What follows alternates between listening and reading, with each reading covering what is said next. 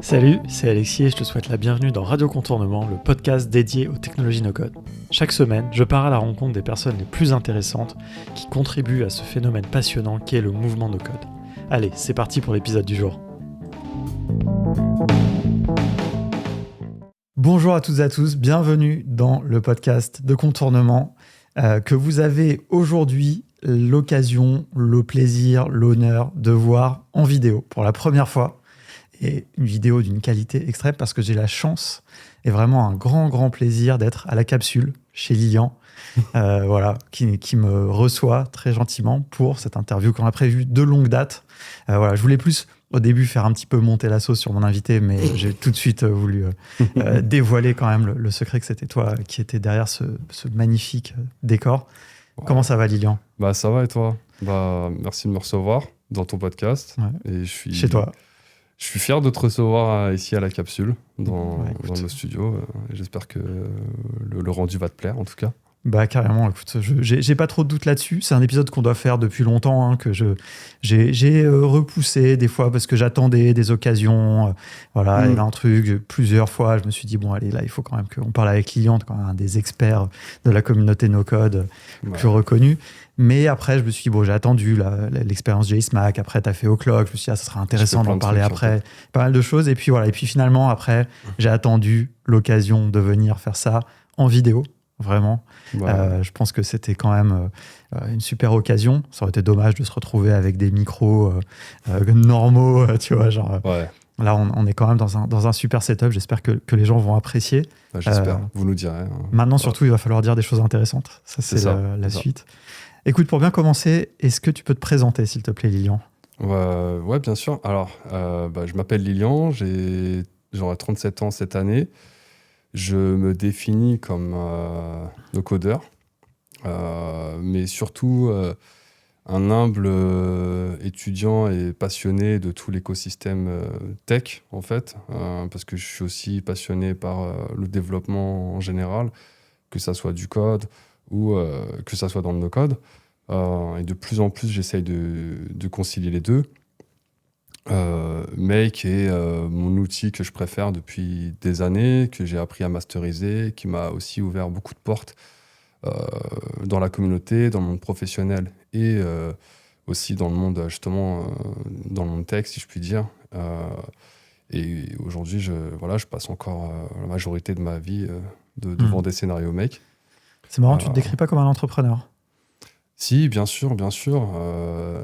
Un entrepreneur aussi, parce que, bien sûr, c'est vrai que la casquette freelance, je l'ai eue pendant très longtemps. Sachant que, finalement, les gens qui sont freelance c'est une forme d'entrepreneuriat, je considère. C'est une forme d'entrepreneuriat. C'est pas les mêmes problématiques, parce que, justement, ayant encore les deux casquettes, là, entreprendre pour la capsule, on en parlera. C'est vrai que monter ce studio, etc., là, je vois vraiment c'est quoi entreprendre, avoir un premier alternant, avoir un associé. C'est pas pareil non plus que quand t'es freelance tout seul, tu prends tes décisions tout seul. Et ça sera intéressant de voir la différence entre les deux. Vraiment. On va en reparler. Juste en quelques mots, quand même, un petit peu ton parcours, parce qu'il est intéressant. Puis moi, de toute façon, j'adore dans ce podcast, tous les gens que je reçois ont des parcours tellement différents. Donc, j'aimerais bien que tu nous résumes un petit peu le tien.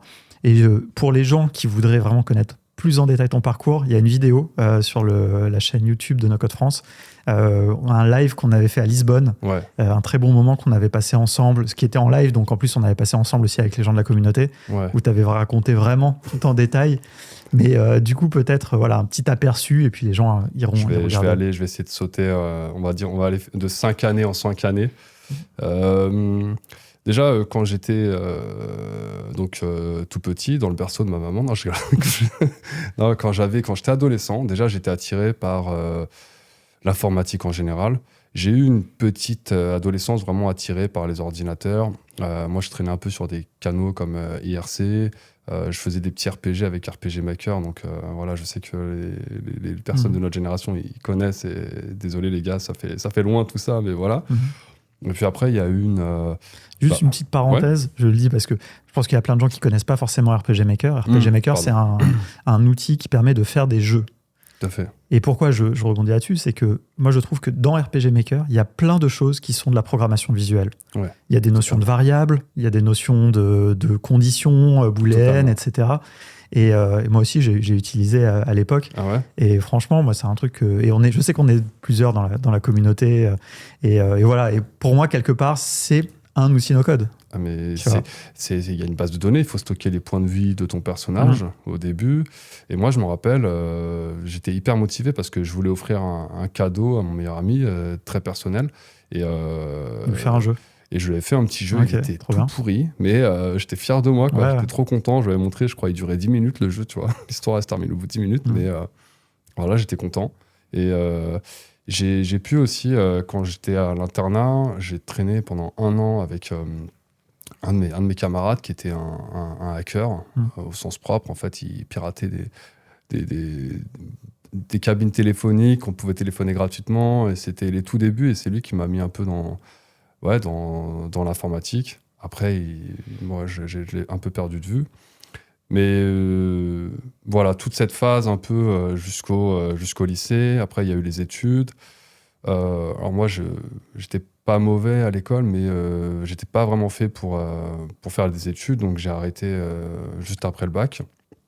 Et donc j'ai travaillé, voilà, j'ai eu plein de petits boulots, livreur de pizza, vendeur, et puis Qu'est-ce qui t'a amené, du coup, dans le monde du no-code, dans le monde merveilleux du no-code? voilà, il y a eu plein d'expériences. Et puis la dernière, c'était quand c'était pendant le confinement, en fait. Je me suis fait remercier par la dernière entreprise où j'étais salarié. Et de base, j'ai commencé à essayer de vendre un peu des microservices, tu vois, sur 5euros.com. Et de fil en aiguille, j'ai fini par faire un peu de dropshipping. Après, j'ai été closer pour un formateur en dropshipping et il utilisait des... Closer, ça veut dire, c'est celui Ça qui veut doit dire, conclure la vente, des trucs voilà. comme ça, c'est ça? C'est ça, c'est qu'en fait, tu vas avoir 20-30 rendez-vous par jour qui sont pris dans le système, en fait, dans ce qu'on appelle les tunnels de vente. Ouais. Et toi, en fait, tu es la dernière personne à qui les prospects vont parler avant d'acheter la formation. Et toi, en fait, tu vas toucher une commission sur la vente, donc 10-20%. Voilà. Et de fil en aiguille, en fait, j'ai commencé à utiliser des outils comme HubSpot. Et j'arrivais pas à faire tout ce que je voulais avec HubSpot parce que là, je voulais par exemple obtenir le plus de rendez-vous possible sur une journée. Et donc pour ça, je voulais un petit peu justement commencer à automatiser des choses, me faire moi-même mon propre petit CRM en plus de celui qu'il avait. C'est comme ça que j'ai découvert petit à petit Airtable, Notion. Et dans l'équipe, on m'avait proposé de faire une petite base de données sur Airtable pour un de mes collègues. Et il m'a dit, si tu veux... même je te paye et tout. Et c'est là où j'ai commencé déjà à avoir le déclic. Je ne savais même pas ce que c'était le mot no-code. En fait, je savais, je connaissais un petit peu Airtable, un petit peu Notion, mais no-code n'était pas un mot qui était dans mon vocabulaire. Je n'avais jamais entendu. À cette époque-là, il faut dire, donc là, tu nous parles de 2020 si 2019, toute fin 2019, donc, plutôt fin 2020. Ouais, après tu vois, nous, c'est le moment où on a commencé. Enfin, on a commencé début 2019, on va dire, mais... ce monocode, il venait d'apparaître en quelque sorte. Ouais. Et il désigne certaines choses, mais souvent, c'est quand même par les outils qu'on arrive, quoi, finalement. Ouais, totalement. Tu vois, là, après, ce qui s'est passé, c'est que finalement, j'en avais un petit peu marre de travailler pour cette personne. Et en fait, finalement, je me suis dit, il y a peut-être je peux faire des bases de données sur Airtable pour des clients et tout. Et donc, là, j'ai commencé à vouloir me former. Et je sentais que j'étais dans un autre monde. Parce que moi, tout ce qui est le monde des startups, de la tech, du développement, c'était loin. Enfin, je connaissais pas du tout. Ça te paraissait loin, en tout cas. C'est ça. Enfin, c'était un peu inaccessible, tu dirais? Exactement, okay. C'est ça. Je pensais que c'était un autre monde auquel moi, j'aurais jamais accès. Ouais. Et je comprenais rien du tout. Et donc, je me suis dit... vas-y, je vais écouter des podcasts parce que en fait on avait beaucoup de temps pendant cette période, donc j'avais commencé un peu à écouter des podcasts et je me rappelle, j'ai tapé en fait le premier épisode que j'ai écouté, c'était avec Théo Roland du coup de Radio Contournement. Ouais. Et troisième épisode. Parce que je cherchais Webflow. Ouais. Pourquoi Webflow? Parce que de base, j'avais fait, alors peut-être certains ont connu Germinal, et qui avait fait l'antichambre. Et moi, je voulais me former un peu justement en marketing, tout ça. Et donc, ils avaient fait une formation sur Webflow. Et j'avais regardé, j'ai dit, ah ouais, d'accord, en fait, ça ressemble un peu à WordPress, comme je faisais avant, ou Dreamweaver. Dreamweaver, qui est un outil no-code, je ne sais même pas. Bah si, c'est un des ancêtres, quelque part. Dreamweaver, c'était vraiment un outil d'édition WYSIWYG, comme on dit, c'est-à-dire on dessine, on écrit des choses. Exactement, et ça génère du code, quoi. Mais voilà. on pouvait, alors, par contre, à l'époque, il fallait héberger soi-même, etc., ce que tu n'as pas à faire sur Webflow, qui est un des gros avantages. Et donc, c'est venu comme ça. Et après, c'est là que j'ai vu. Et le podcast s'appelait, du coup, ça s'appelait pas. Ça s'appelait No Code. Ça s'appelait le podcast de contournement, je crois, un truc comme ça au début. Okay. Le radio contournement est venu après. Je crois que ça nous a été suggéré d'ailleurs par notre studio Paperclip quand on a fait notre rebranding. Ok, franchement, j'aime bien comme ça. J'aime bien radio contournement, radio no code. Radio contournement. Radio contournement. Ouais. Et là, j'entendais le mot no code. Et voilà, c'est venu comme ça. Et puis après, de fil en aiguille, je commençais à. Et ça t'a amené jusqu'à nos formations. Tout à fait. C'est comme ça qu'on s'est connus. C'est ça. Formation, je pense que c'est la formation Airtable. Je crois que tu avais suivi aussi la formation Zapier. Je les ai toutes suivies, je les ai toutes prises, je les ai toutes bues. Mais la première, ça a été Airtable. Parce que j'avais un projet.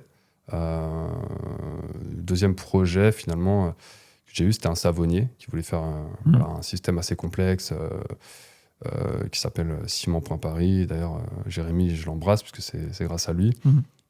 T'avais galéré un peu là-dessus, d'ailleurs. J'avais galéré, je m'étais déplacé, voir un peu ce qu'il avait fait, et puis tu sais, t'essayes de garder la face, donc t'es censé être l'expert. Parce que t'étais freelance déjà, mais en fait, t'étais encore en train de te former et de découvrir. C'était freelance depuis 2 mois, j'étais tout bébé, quoi, tu vois, genre, et avec zéro formation, zéro background, rien du tout, et puis t'arrives devant le client, et puis lui, il ouvre sa base de données. Alors en fait, non seulement t'as pas fait toi-même le Airtable, et puis en plus, t'as pas assez de recul pour déconstruire ce qu'il a fait et te dire ok, en fait ça serait mieux comme ça serait mieux comme ça.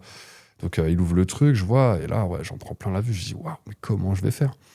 Et donc je me suis formé, j'ai pris la formation que vous avez fait qui était top, j'avais pris aussi la formation Notion, Zapier, enfin voilà, là j'étais chaud, quoi. Je voulais vraiment me former, et plus je me formais, plus j'aimais ça, et plus voilà. Ouais, moi je me souviens, ça m'avait marqué, puisqu'on en avait un petit peu parlé, je ne sais plus comment on en était venu à échanger, mais tu vois, tu m'avais dit qu'en fait très vite, tu avais accepté cette mission, je me souviens de ce savonnier, vite, et que voilà, tu vois, il y avait des choses, clairement, quand tu acceptais, que tu savais pas faire, mais j'ai trouvé ça intéressant, parce que je me suis dit, en fait, oui, tu as appris comme ça, quoi.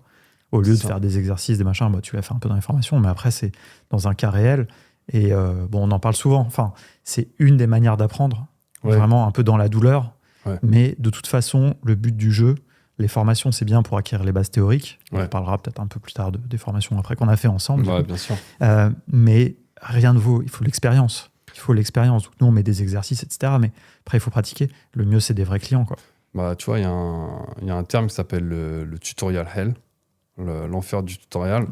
Par exemple, GraphiCart, il en parle souvent. Ok, ça c'est marrant, je ne connaissais pas cette expression. C'est en fait, et j'ai vu quelqu'un qui est dans le tutorial L, la dernière soirée. Vas-y, explique ce que ça veut dire. Bien sûr. Donc le tutorial L, en fait, c'est quand vous avez ce syndrome de vous dire que plus vous allez consommer du contenu sur un sujet, et plus vous allez développer une expertise.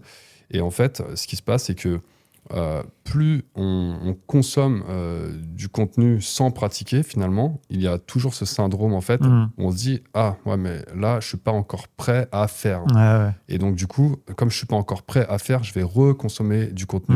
Et en fait, c'est une boucle éternelle comme ça, et ça peut durer très longtemps. On en connaît. Je pense qu'il y a quelques personnes dans le cercle des ops qui se reconnaîtront totalement. Peut-être. Et on va les sortir de l'enfer. Et il faut, le seul moyen, c'est de couper un moment cette boucle et de changer, en fait, et d'accepter qu'on ne sait rien, même si on a bouffé 30 heures de contenu. Et voilà. Et ça va avec le syndrome de l'imposteur, une expression qu'on utilise beaucoup dans la communauté no-code, enfin même pas que, évidemment, mais avec il y a beaucoup de gens. Mais c'est marrant parce que j'aime bien l'enfer du tuto, mais parce que c'est vrai, on en connaît tellement des gens qui ne sont jamais prêts. Et comme il y a beaucoup de contenu qui est disponible, toujours en faire un peu plus, etc. C'est ça. Mais à un moment, il faut aller se confronter. L'autre fois, il y avait une soirée organisée par No Code for Good, là. J'ai parlé avec quelqu'un, bon, je citerai pas, parce que voilà, mais je parlais avec cette personne, et ça fait 4 ans, cette personne a plus d'ancienneté que moi dans le no-code. Mais et elle me disait non mais je me sens pas encore prête, machin, nanana. Ouais, mais c'est dur, hein. Après, tout le monde n'a pas. Tu vois, je pense que toi, tu as un peu ça aussi dans ton tempérament, tu vois. C'est-à-dire que tu es arrivé un peu sans complexe dans ce truc, tu vois, tu fonces, t'assumes aussi, tu vois. Mais alors qu'il y a des gens, ils sont un peu tétanisés, c'est-à-dire ils disent la première mission. Et il y a des gens, tu vois, la première mission, elle peut les mettre dans un échec aussi terrible, tu vois. C'est-à-dire que s'ils sont pas prêts, qu'ils se sentent prêts ou non, hein, tu vois, mais s'ils arrivent pas bien, ils peuvent se décourager. Ouais. Tu vois, et ne pas survivre en quelque sorte à cette première mission, quoi. Après, moi, j'avais pas le choix. J'avais rien d'autre aussi. Ça donne une motivation. Donc j'avais rien à perdre en fait. Alors que c'est vrai qu'il y a des personnes avec qui je discute, bon bah en fait elles sont déjà à l'aise, elles ont déjà peut-être un métier dans lequel elles s'épanouissent, peut-être pas à 100%, mais tu vois, le no-code, c'est un side, en fait, où ils se disent, bon, bah, au cas où, voilà. Et donc, du coup, bah, forcément, tu peux pas te mettre à fond dedans. Et moi, j'avais pas le choix. C'était le no-code. Bah ouais, mais c'est aussi des fois un peu le piège. Alors après, chacun a sa situation, tu vois. Mais c'est vrai qu'il y a des gens qui ont un peu cet espoir, des fois, de se reconvertir en freelance, dans les ops, etc. Mais qui ont à côté un job ou un truc comme ça, et qui, en fait, n'arrivent jamais à se sortir, de faire ce saut dans le vide, peu, tu vois, parce que c'est vrai, hein, c'est un vrai saut dans le vide, et on n'a pas tous les mêmes facilités, les mêmes filets de sécurité.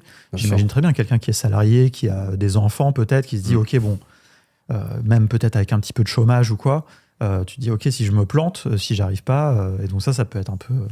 c'est dommage, parce que il n'y a pas vraiment de solution. À un moment, il faut y aller, et quand, comme tu dis, tu vois, de ne pas avoir le choix, c'est ça qui fait aussi que tu vas trouver les ressources nécessaires pour y arriver, quoi. Bien sûr, c'est face à la difficulté que j'ai pu arriver à développer des ressources, des compétences.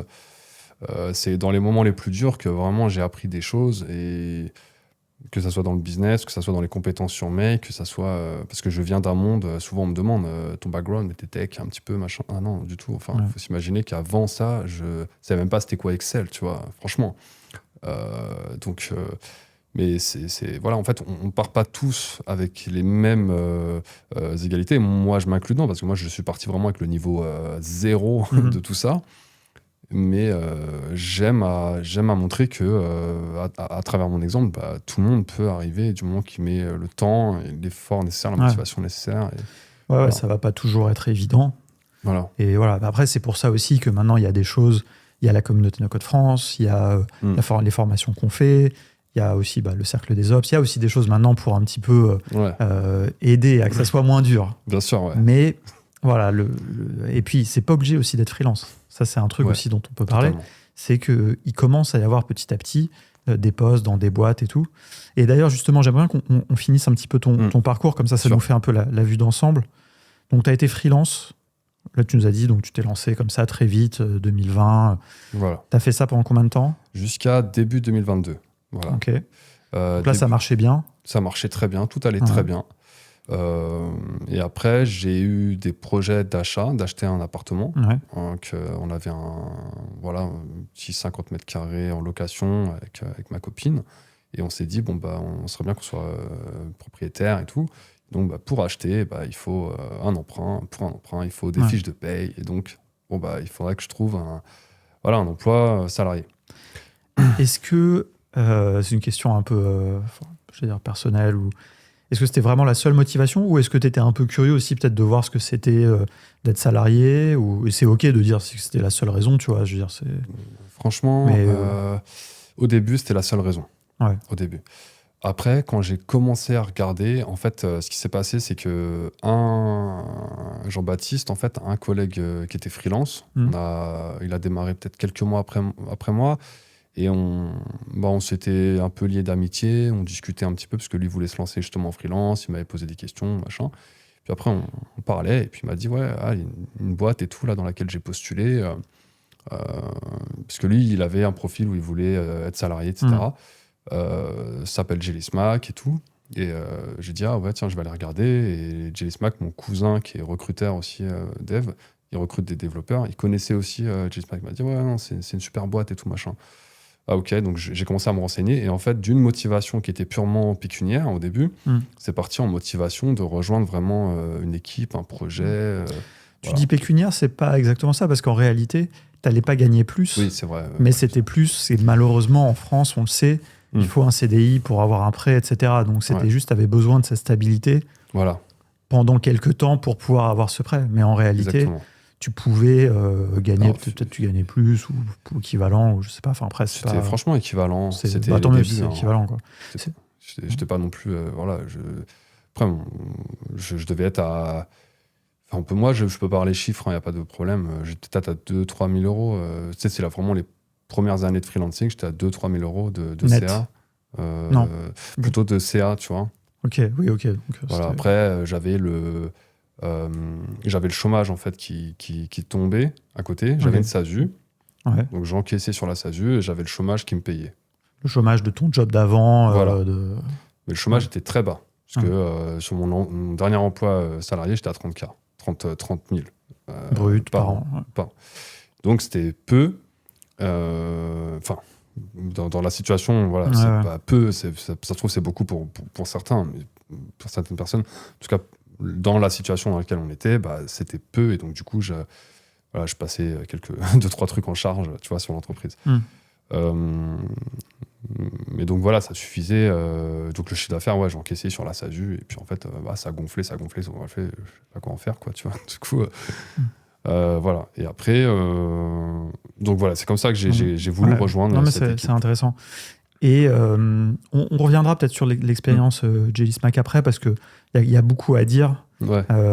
Et c'est très intéressant, parce que c'est vraiment comprendre aussi ce que c'est de faire les métiers de l'automatisation, des ops, etc. en entreprise. Mais donc, en fait, Jelly Smack, tu y es resté combien? 1 an? 1 an, de avril 2022 jusqu'à avril 2023. Ok. Voilà. Et ensuite, il y a un autre truc qui est très intéressant, c'est que, désolé, je parle à ta place, mais bon, ça... Ah non, mais... mais c'est que tu as décidé de faire une formation au code qui s'appelle O'Clock. Voilà, une formation de bonne qualité, a priori.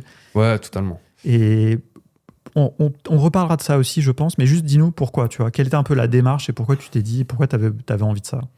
Je commençais à avoir un niveau, franchement, sur Make je commençais à toucher un plafond de verre. Sur Make, j'avais plus l'impression d'apprendre des nouvelles choses. Ça me titillait, j'avais l'impression, je parle au passé, que le code, c'était un peu la suite. Et que j'étais destiné à un moment donné peut-être développer mais aujourd'hui je pense plus du tout pareil, et donc du coup c'est intéressant.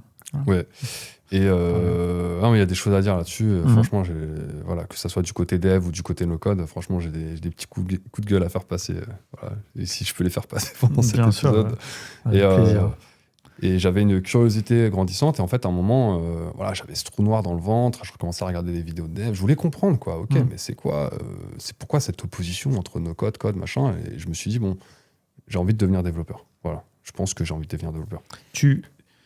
Juste pour être clair, parce que je me souvenais pas forcément ça, est-ce que tu te disais que tu allais faire ce métier-là après O'Clock? Non, en fait... Tu voulais être développeur dans le sens, avoir les compétences de développeur. C'est ça. Mais le niveau, entre guillemets, mais pas aller postuler dans une boîte. Je voulais savoir coder. Je voulais pas forcément devenir développeur, je voulais savoir coder. J'avais aussi un projet que je voulais peut-être faire. Tu sais, je t'avais dit faire un peu le Airbnb du télétravail, en gros.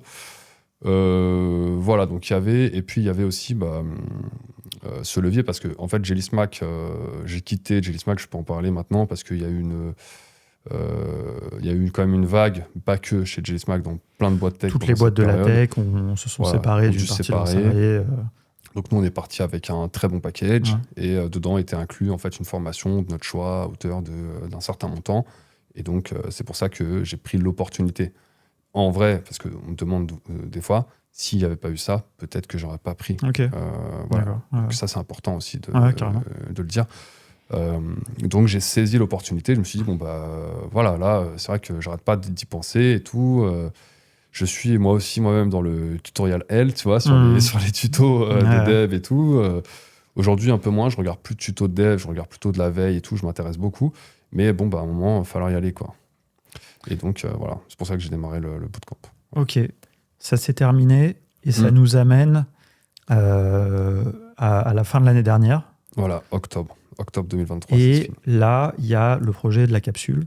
Totalement. Et il y a d'autres projets. Dis-nous juste un petit peu Parlons de la capsule, quoi. C'est-à-dire à la fin quel est ton état d'esprit à la fin du bootcamp?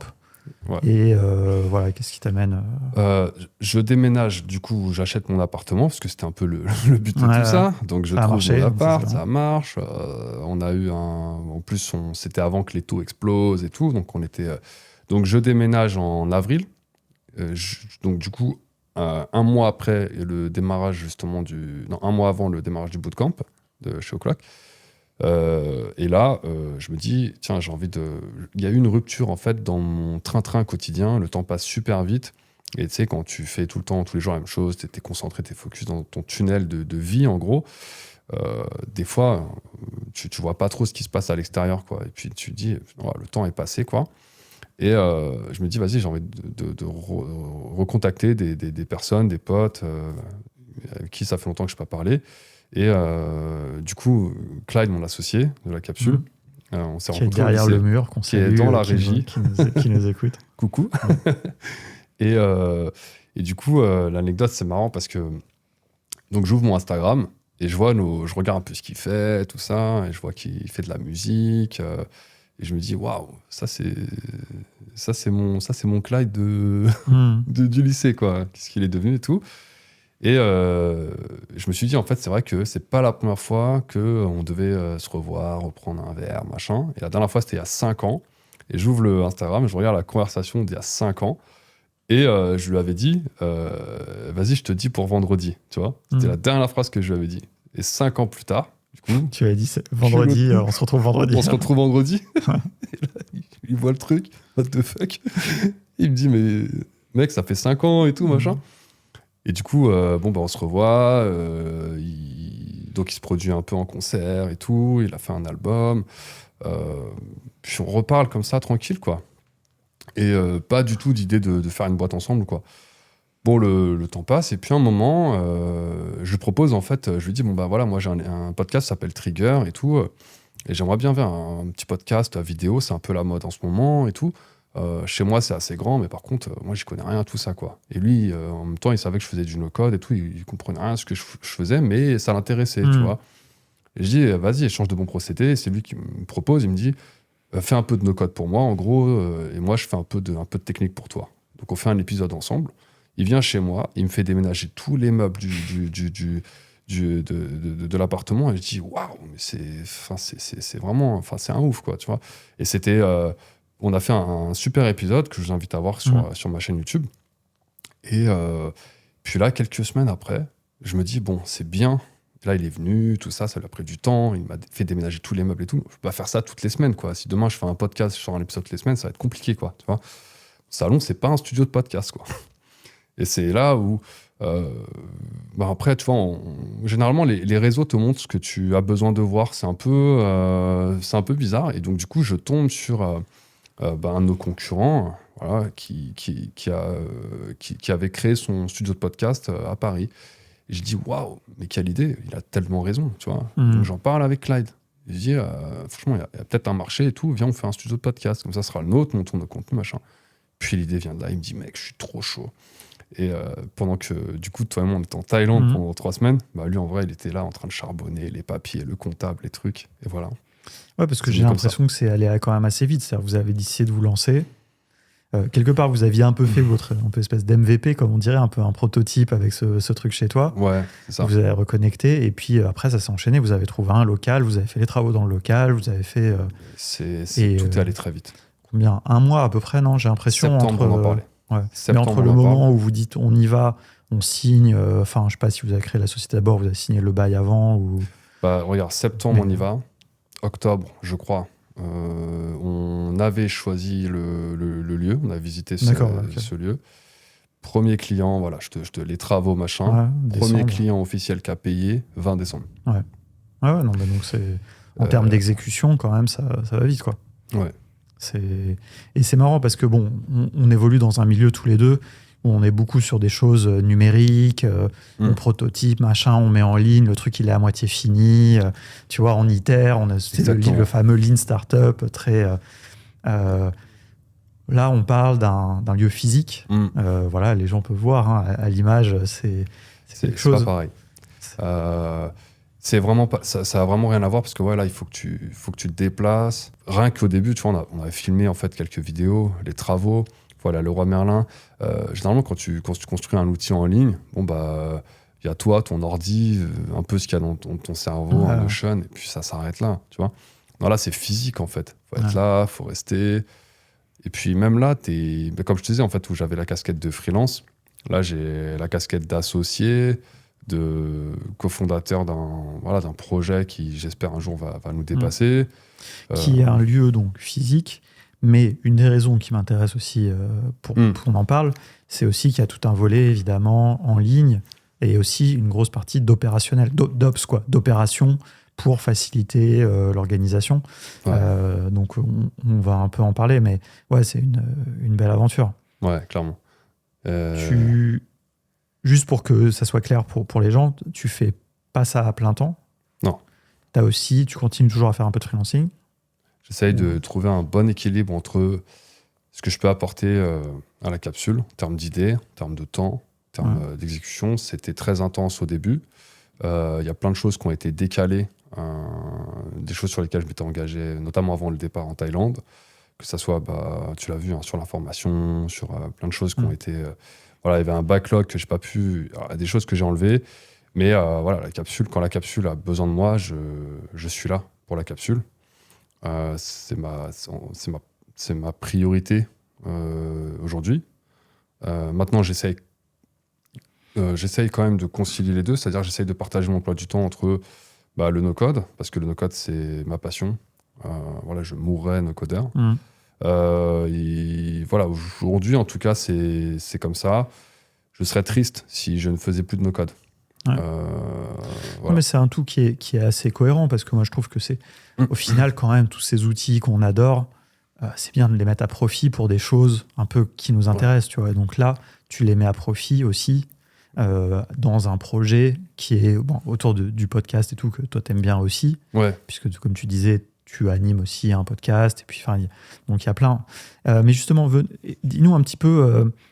Dans un projet comme la capsule, donc je pense que tout le monde peut imaginer à peu près voilà, un studio de podcast. D'ailleurs, peut-être tu peux dire un peu c'est quoi les services que vous proposez, quoi. Bien sûr.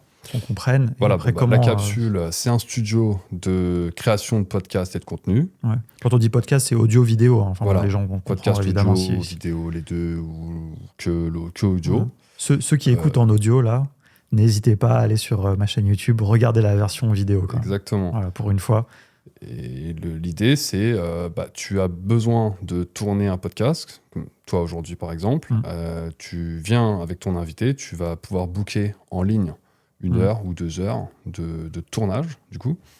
Tu vas sélectionner une des offres qu'on propose. Donc nous, on a 3 offres, qui sont une offre qui te permet d'avoir uniquement les fichiers audio et vidéo que tu vas, après toi, monter de ton côté, parce que tu as un monteur, tu as une équipe, ou tu as les compétences ou le temps. Il y a une autre offre où nous, en fait, on va te monter l'épisode à la volée. Donc ça veut dire qu'on a une régie qui nous permet de tout de suite enregistrer la synchronisation.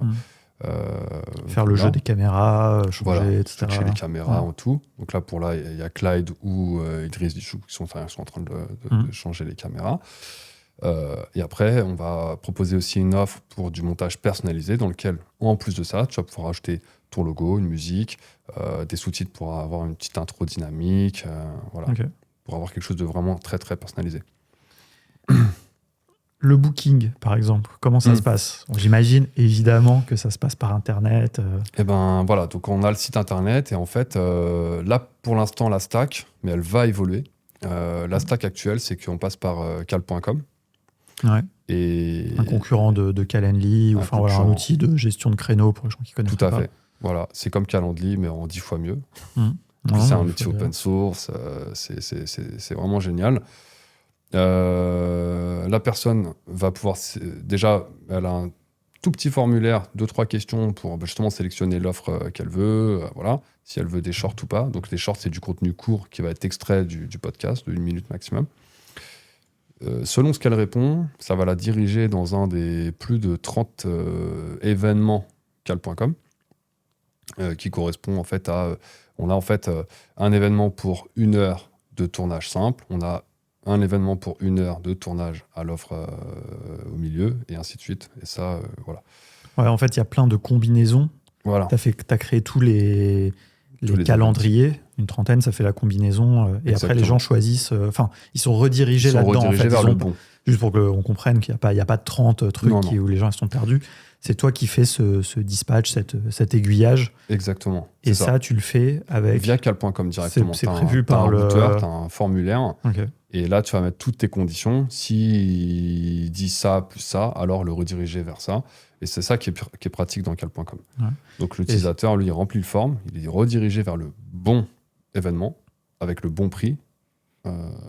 Il paye directement via cal.com. Voilà. Il peut cliquer sur le jour qu'il souhaite et ensuite il aura les créneaux qui s'affichent. Ouais. Voilà. Il y a un truc qu'il faut savoir, je pense que c'est important parce que moi ça fait depuis que que j'utilise ces outils no-code que la gestion des créneaux, c'est un des trucs les plus difficiles en fait à mettre en œuvre.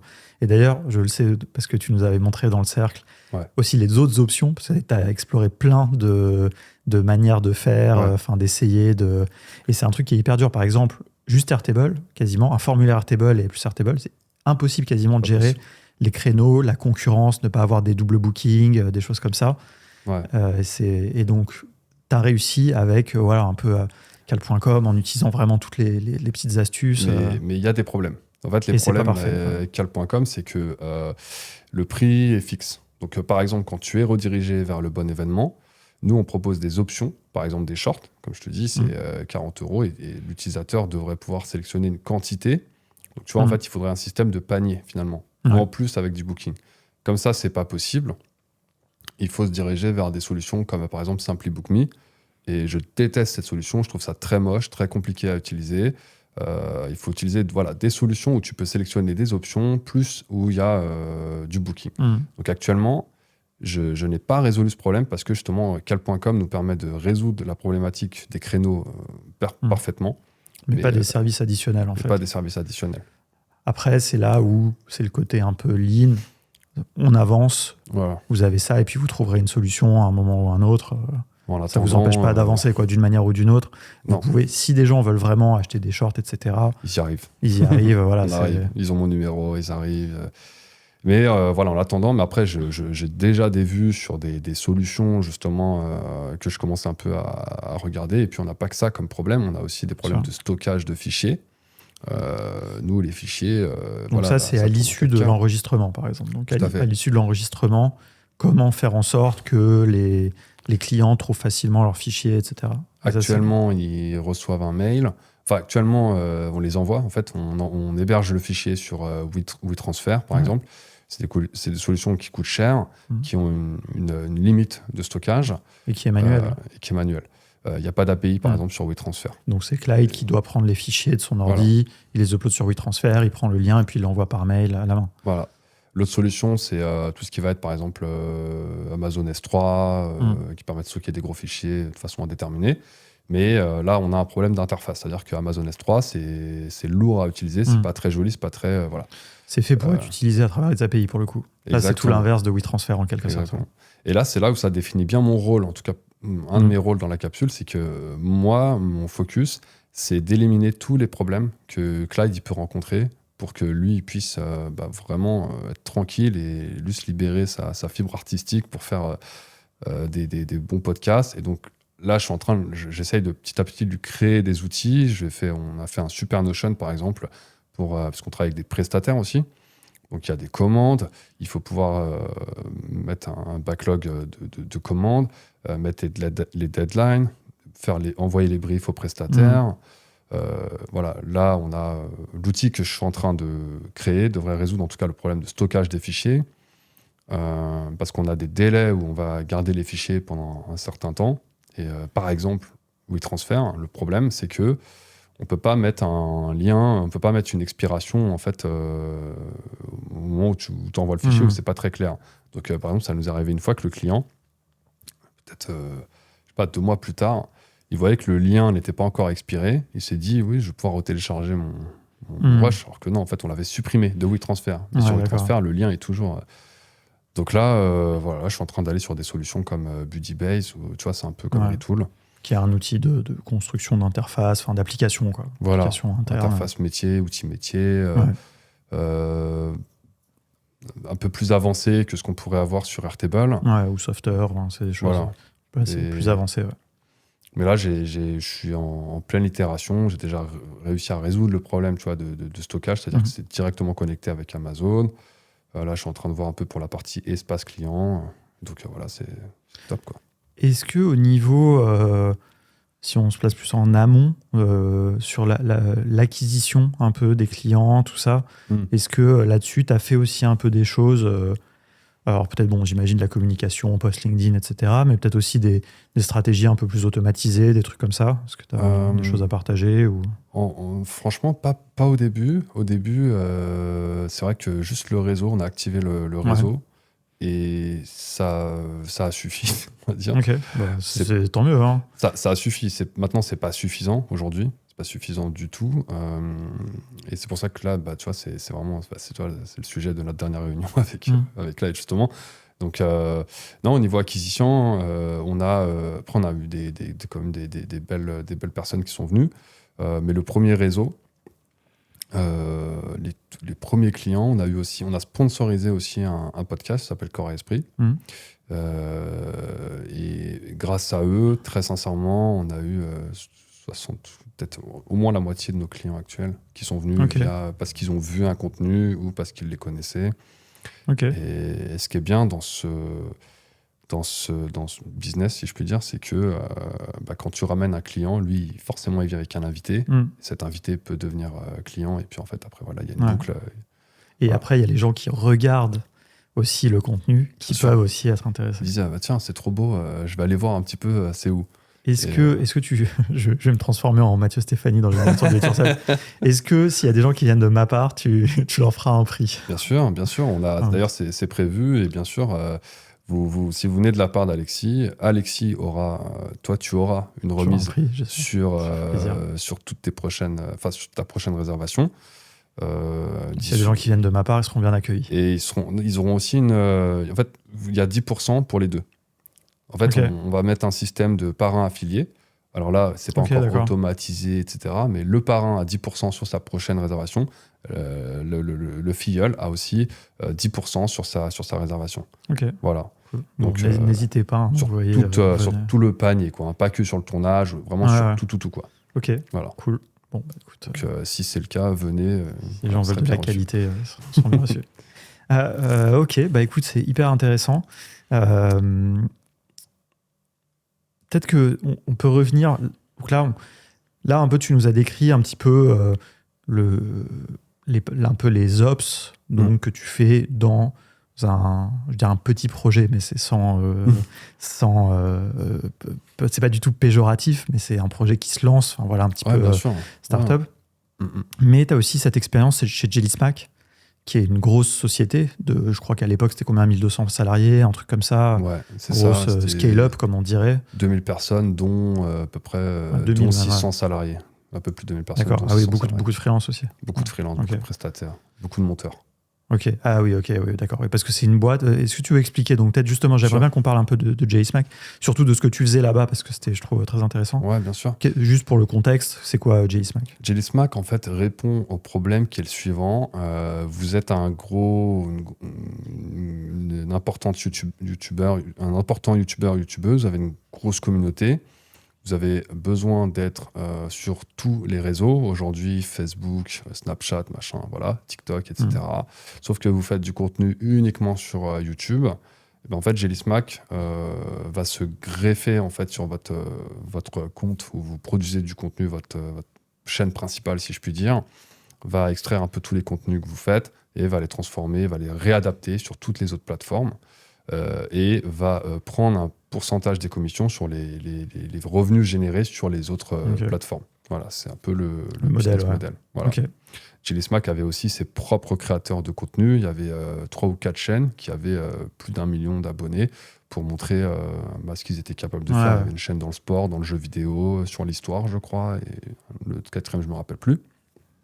Et donc, Pour mettre tout ça en musique, 70% de la masse salariale, on va dire, je sors des chiffres comme ça, mais c'était des personnes qui montaient les vidéos. Il y avait des personnes qui étaient responsables aussi des règles, parce que les règles sur Snapchat ne sont pas les règles sur Facebook, sont pas, etc. Côté un peu éditorial. Un peu la compliance, tout ça. Et moi, je faisais partie du coup d'une équipe qui était managée par Florian Clévenot, qui est aujourd'hui un freelance no-code. Qu'on salue, qu'on embrasse. Qui est à Lyon, qui organise les meet-up à Lyon. Qui est génial, franchement, voilà. Pépite ce mec, et je le remercie pour tout, encore une fois. Et voilà, j'ai eu la chance de travailler sous la responsabilité de Florian Clévenot, qui travaillait lui-même sous la responsabilité d'un directeur qui chapeautait en fait 2 teams. La team de Florian et une autre team. Une autre team, je sais même plus ce qu'il faisait, mais c'était un autre. Voilà. Et nous, on était une dizaine de no-codeurs, no-codeuses. Et voilà, on faisait du no-code. En fait, beaucoup d'automatisation, beaucoup de make, Airtable. On avait aussi Okta. Alors, Okta, qui est un outil qui permet de... tu saurais définir ce que c'est? Non, je vois très bien le logo. Je sais pas pourquoi, parce que j'ai aucune idée de ce que fait cet outil. Donc C'est comme Zapier, mais en même temps, ça se connecte au compte en SSO, tu vois, sur Google, sur les plateformes. Ça te permet de créer en fait un compte. Par exemple, moi, avec mon adresse JellySmack, je pouvais directement me connecter sur tous les logiciels, même réserver des billets de train, etc., avec la même adresse mail sans mettre mon mot de passe. Du moment qu'il y avait une connexion SSO. Voilà, et donc, en fait, nos clients, c'était ça pouvait être le département RH, le département gestion de projet, ça pouvait être la personne qui gère l'inventaire des ordinateurs. Voilà. Nos clients, c'était les membres de JellySmack. Si je me souviens, moi, j'avais bien aimé, tu m'avais dit ça quand on s'était vu quelques mois après que tu aies commencé. Tu m'avais dit ça comme mon travail, c'est de faciliter la vie des autres JellySmackers. Exactement. Comme mon travail à la capsule, en fait, c'est ça. C'est vraiment... c'est qu'en fait, s'ils arrivaient à identifier un problème, en fait, ils contactaient... du coup, il y avait des tierces parties qui étaient entre nous et le besoin direct, les requesters, demandeurs. Quoi. Et donc, en fait, les gestionnaires de projet, ils prenaient un peu toutes les demandes. On mettait tout ça arrivait dans un Notion. Et nous, toutes les 2 semaines, en fait, on faisait un point dans l'équipe. Et puis, on se plaçait, nous, sur les projets qui nous intéressaient le plus. Et là, on était mis en contact ensuite avec les demandeurs.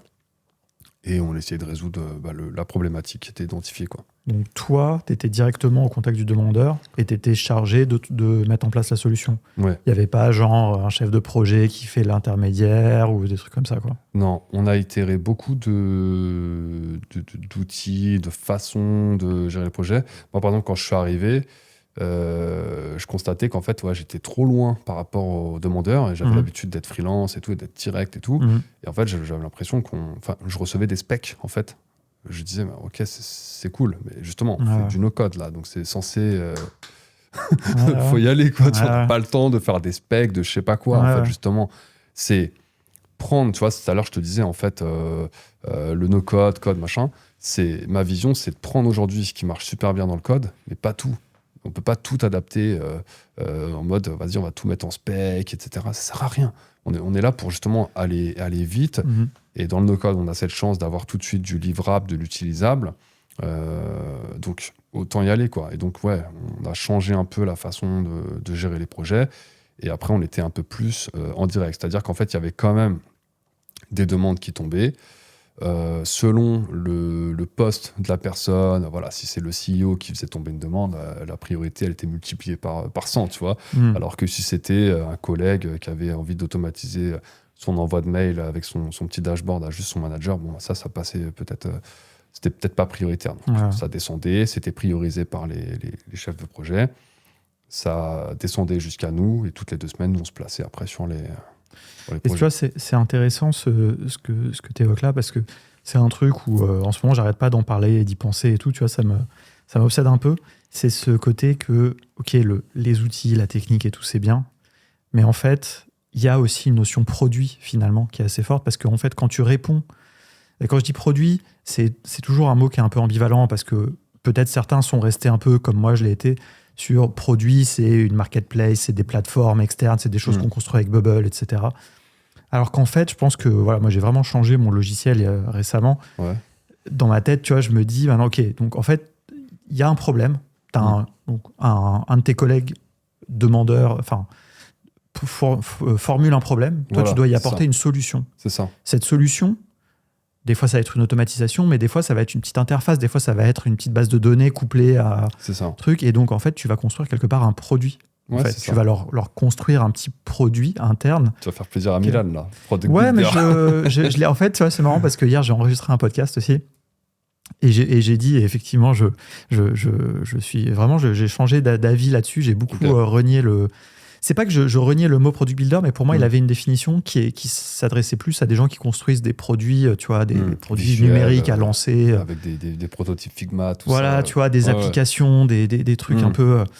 Et ouais, j'ai changé d'avis. Alors, le problème, c'est que ce qui me dérange un peu avec product builder, c'est que c'est en anglais. Mais bon, ça, c'est un petit peu notre marotte chez Contournement. On aime bien trouver des mots français. Bien sûr. Mais oui, parce que en fait, quand tu es au contact directement avec ton collègue qui te fournit, qui te demande un besoin, enfin, qui t'explique son problème, son besoin. Voilà, et bah toi, tu vas être comme un peu un product manager.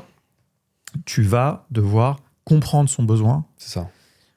Faire un peu de user research, comme on dirait en anglais, donc comprendre, étudier, et après fournir la solution seulement. Et après, en dernier lieu, l'implémenter. C'est ça. Et donc, c'est intéressant.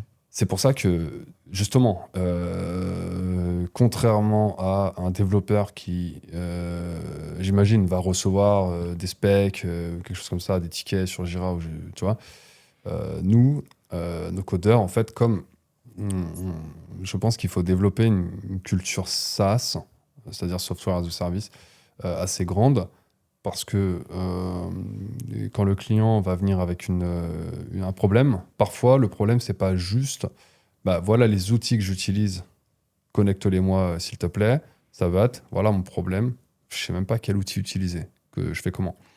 Est-ce que l'outil qu'il lui faut, par exemple pour un formulaire, est-ce que c'est Tally? Est-ce que c'est Fillout? Est-ce que juste le formulaire Airtable ça suffit? Est-ce que c'est Airtable déjà qu'il lui faut? C'est peut-être pas assez scalable, comme dirait. Donc avoir vu plusieurs choses, c'est important.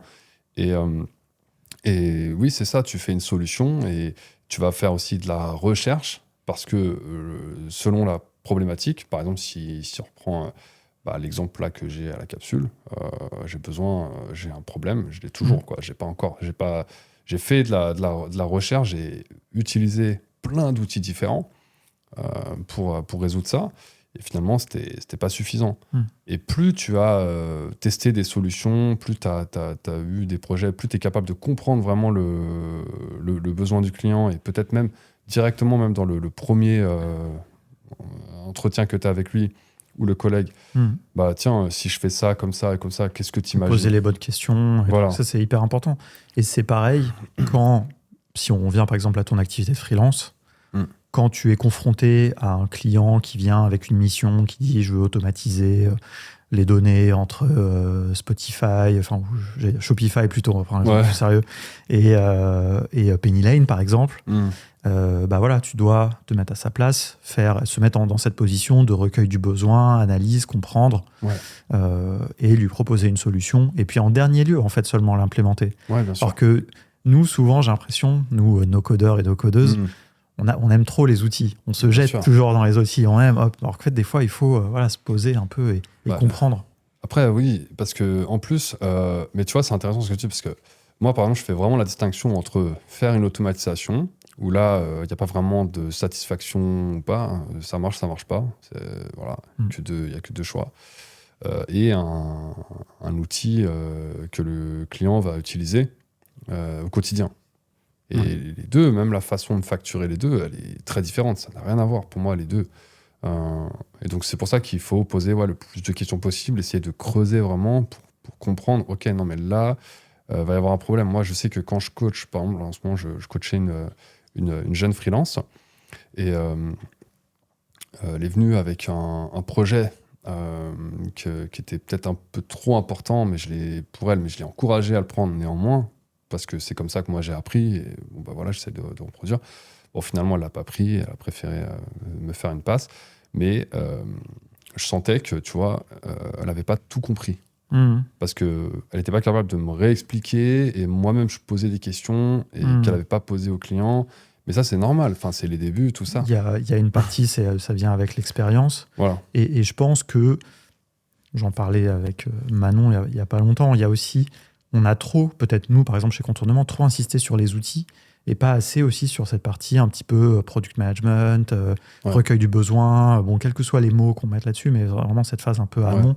On n'a pas, en tout cas chez Contournement, on n'a pas formé tout le monde, heureusement, de la communauté de la com, mais je pense que c'est un truc sur lequel on n'a pas insisté. C'est-à-dire que nous, on insiste sur le fait que oui, il ne faut pas se jeter dans les outils, mais il y a carrément, je pense, de la méthodo à donner aux gens, et c'est des choses où on travaille un petit peu aussi dans le cercle des ops, mais aider cette relation client-freelance, en fait, à bien se comprendre. Comment recueillir le besoin. On peut aussi se placer du côté du client, comment le client lui donner une trame ou un truc à remplir pour qu'il donne les bonnes infos. Enfin voilà, mais il y a toujours le freelance aussi doit poser les bonnes questions. Absolument. Il faut avoir cette dimension business, cette dimension consultant, capable de se mettre à la place. Quitte à, là, tu vois, je te reprends l'exemple du savonnier. Moi, je savais pas c'était quoi faire un savon avant de prendre la mission. J'ai dû y aller. Je passais 2 jours chez lui. J'ai appris à faire des savons, en grosso modo. Tu vois. Mais c'est important, tu vois, de comprendre. Pour voir quelles vont être les problématiques, pouvoir les anticiper. Et plus tu as beaucoup d'éléments, plus tu vas pouvoir tout de suite l'envoyer vers une solution. Par exemple, tu vois, je donne un exemple là, le dernier webinaire qu'il y a eu dans le cercle des ops, il y avait une solution, je sais plus celui d'Anthony. Voilà, Anthony, nous présenter les interfaces. Et j'ai vu que le logiciel de compta était, entre guillemets, dans le Airtable. Je ne suis pas hyper fan de ça, personnellement. Tu vois. Je ne pense pas que c'est... La génération de factures. Voilà, génération de factures sur Airtable. Présentation de Sébastien. Même si un client me payait très, très bien pour ça, je ne le ferais pas. Tu vois. Alors, sachant qu'aujourd'hui, de toute façon, maintenant, ou l'année prochaine, ou je ne sais plus quand, maintenant, en France, tu n'as plus le droit de faire ça. Tu dois passer là, avec Facture X, machin, là. Tu dois passer par des outils. Tu ne peux plus toi-même faire ton... Mais mais même avant ça, c'est très compliqué. En fait, c'est tellement compliqué à mettre en place, alors que pourquoi vouloir faire du Airtable pour ça, alors qu'il y a des outils géniaux qui... Ce que tu veux dire, c'est le côté ne pas réinventer la roue aussi. C'est ça. Et ça, c'est bien. Mais c'est là où... c'est... il faut... Mais c'est marrant parce qu'il y a des choses qui font écho un peu avec l'épisode que j'ai enregistré hier, tu vois, où on a, je pense aussi, une tendance dans la communauté no code à vouloir tout faire à la main, tu vois. Il y a ce plaisir parce que comme on a en main, tu vois, des outils puissants, on se dit la facture, je peux la faire là aussi, tu vois, machin, ça, je peux le faire là. Alors qu'en fait, des fois, mieux vaut qu'il y ait un outil dédié qui marche bien, qui va dédier, et puis un truc des devs, justement. Un des éléments qu'il faut reprendre du monde du développement, c'est ça, c'est qu'en fait, justement, les développeurs, on a l'impression qu'ils font tout à la main, from scratch, tout. Non, c'est faux.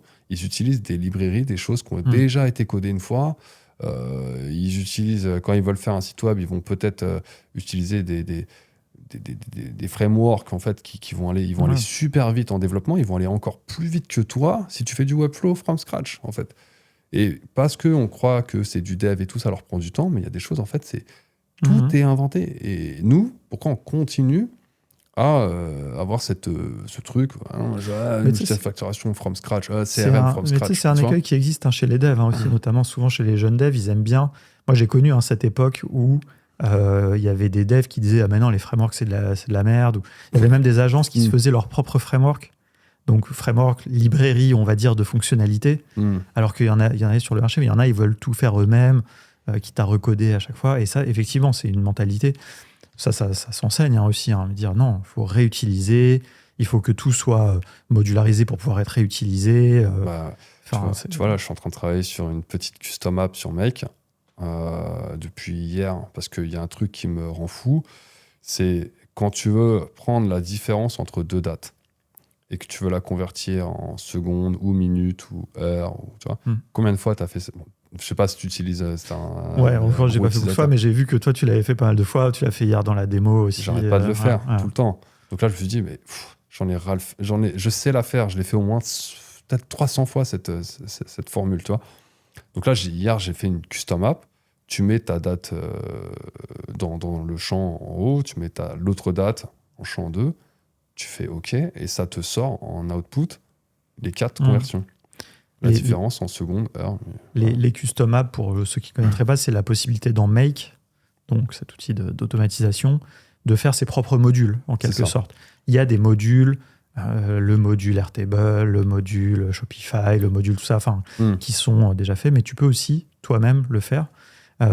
C'est quelque chose qui est abordé d'ailleurs dans notre formation. Bien sûr. Je le glisse au passage. Mais en gros, qui repose beaucoup sur le JSON. Hein, c'est ça. Il faut avoir vraiment compris comment fonctionne. Il faut avoir compris le JSON. Qui est un format de données. C'est pas vraiment de la programmation. Non. Mais en fait, en gros, tu vas décrire dans ce format de données ce que le module doit faire, etc. quoi. Voilà, comment l'interfacer, quelles données il est censé récupérer, quelles données il doit te retourner. Il faut avoir une connaissance quand même, faut vraiment être hyper bien, vraiment très fort sur Make pour bien comprendre en fait comment ça fonctionne. Mais voilà. Super intéressant. Juste pour finir sur JSmack, comment toi, tu as vécu un peu ce côté de faire des ops en entreprise, dans une scale-up comme ça, tu vois, par rapport au fait d'être freelance et tout, quoi. Il y a eu un avant-après en termes de niveau, vraiment de hard skill, comme on dirait, de compétences. Compétences dures. Ouais, exactement. Exactement. Moi, je suis arrivé, je commençais un peu à me faire ma petite place sur Make. Florian me connaissait, Jean-Baptiste m'avait recommandé. Bon, je suis pas arrivé non plus avec le tapis roulant et tout, mais ça va, tu vois. J'étais assez confiant sur ce que j'allais délivrer. Et très vite, j'ai pris une petite gifle de réalité. Parce que déjà, les personnes qui étaient avec moi étaient aussi très fortes. Aujourd'hui, on voit, moi je te le dis, hein, franchement, je connais pas, même aujourd'hui, de gens qui sont plus balèzes que ceux qui étaient dans mon équipe à JSmack. Voilà. Même ceux qui font des posts LinkedIn, plein de vues, tout ce que tu veux. Pour les recruteurs, sachez que s'il y a JSmack dans le CV, pour les ops, c'est pas mal. D'ailleurs, tout le monde a trouvé des posts intéressants derrière. Céline, Emma qui est partie chez Conto, Jean-Baptiste qui est parti chez Welcome to the Jungle, Florian qui s'est lancé en freelance. Et ouais, donc voilà. Et en fait, donc il y a eu un avant-après parce que déjà, quand tu es freelance, personne vient challenger ton travail, à part le client. Mais comme je te dis, sur Make, ça marche pas. Et puis souvent, le client, il n'a pas les compétences et les capacités de vraiment voir la qualité ou pas, est-ce que tu as optimisé ou pas. Bon, il fait ce que tu lui dis parce que c'est toi qui connais, quoi. Bien sûr, il te fait confiance. Là, on avait un système de review, donc un peu comme un peu dans le monde du développement aussi, où on produisait un scénario, ça passait en review. Donc quelqu'un d'autre le regardait, une revue. Challenger, voilà. Donc déjà, moi, je me suis... vraiment, j'ai beaucoup progressé à ce niveau-là, parce qu'il y avait cet échange tout le temps. Et surtout entre Jean-Baptiste et moi, c'était vraiment la guerre des experts, quoi, tu vois. On n'arrivait pas à travailler ensemble, justement, parce que, tu vois, Jean-Baptiste, je l'adore, c'est un ami, tu vois, vraiment, sur le plan personnel et tout. Mais je peux pas travailler avec lui parce que il est trop fort, tu vois. Il est trop expert, en fait. Donc, en fait, quand on parlait, lui et moi, il avait sa façon de faire qui était très bonne, tu vois. J'avais la mienne et en fait, ça rentrait en conflit, c'était insupportable, tu vois. Et donc, du coup, laisse tomber. Donc, et voilà. Et donc, c'est intéressant ce côté, ce que tu dis, hein, tu vois, parce que c'est des choses, je pense que les gens se rendent pas forcément compte parce qu'il n'y a pas eu tant de boîtes que ça où il y avait 10 no-codeurs et no-codeuses dans la même équipe. Mais ça fait aussi beaucoup de différence par rapport à des gens qui sont tout seuls, tu vois, le fait confronter. Et on peut se dire, c'est bien d'avoir d'autres gens qui sont très forts avec soi, mais ça a aussi des côtés négatifs, comme tu dis, tu vois, ça peut être, ça peut ralentir en fait le truc, parce que tu vas vouloir imposer ton point de vue, et puis en fait tu vas le dire, vas-y, fais comme tu veux, et puis finalement toi t'es un peu frustré, tu te dis mais j'aurais pas fait comme ça, machin. Mais voilà, il y avait aussi des bons côtés, parce que franchement, il me challengeait, je le challengeais, c'était super cool, on avait cette petite rivalité, tu vois, tranquille. Et mais c'est vraiment Jean-Baptiste, tu vois, c'est un de ceux qui va jamais faire de post LinkedIn, mais je peux vous garantir que son niveau est largement supérieur à tous les posts que je vois, franchement, tu vois. Donc voilà. Et donc il y a ça déjà. Ensuite, il y a là où j'ai vraiment gagné en niveau, c'est une façon de réaliser des scénarios. Alors, j'en parle un peu dans ma formation, mais tu vois, d'ailleurs, j'ai eu le problème dans un autre canal Slack. Il y a des choses que je connaissais toutes les formules, tu vois, dans Make, mais il y a quelque chose que j'ai appris. Il y a des façons de faire des scénarios que j'ai appris. Alors là, c'est vraiment dur à expliquer, ça va être très compliqué à expliquer. C'est peut-être aussi dû au contexte, non? C'est-à-dire que des fois, tu travailles pour un client qui a des petites automatisations. T'as pas beaucoup de données à traiter. Pas beaucoup de données, Voilà. alors que là, chez JSmack, peut-être, tu te retrouves avec, je sais pas, 10 000 modules en entrée, machin. Tout a un contexte, les choses, tu peux pas tout te permettre. Un projet, par exemple, c'était qu'on voulait mesurer le temps passé total. Alors, c'était pas pour fliquer, hein, parce qu'on n'avait pas on avait la durée totale, en fait, qu'on passait en réunion, toute la boîte. T'imagines bien qu'en fait, on avait dû récupérer sur un mois donné, je crois que c'était septembre et octobre, il y avait 30 000 lignes Google Sheet à traiter dans Make.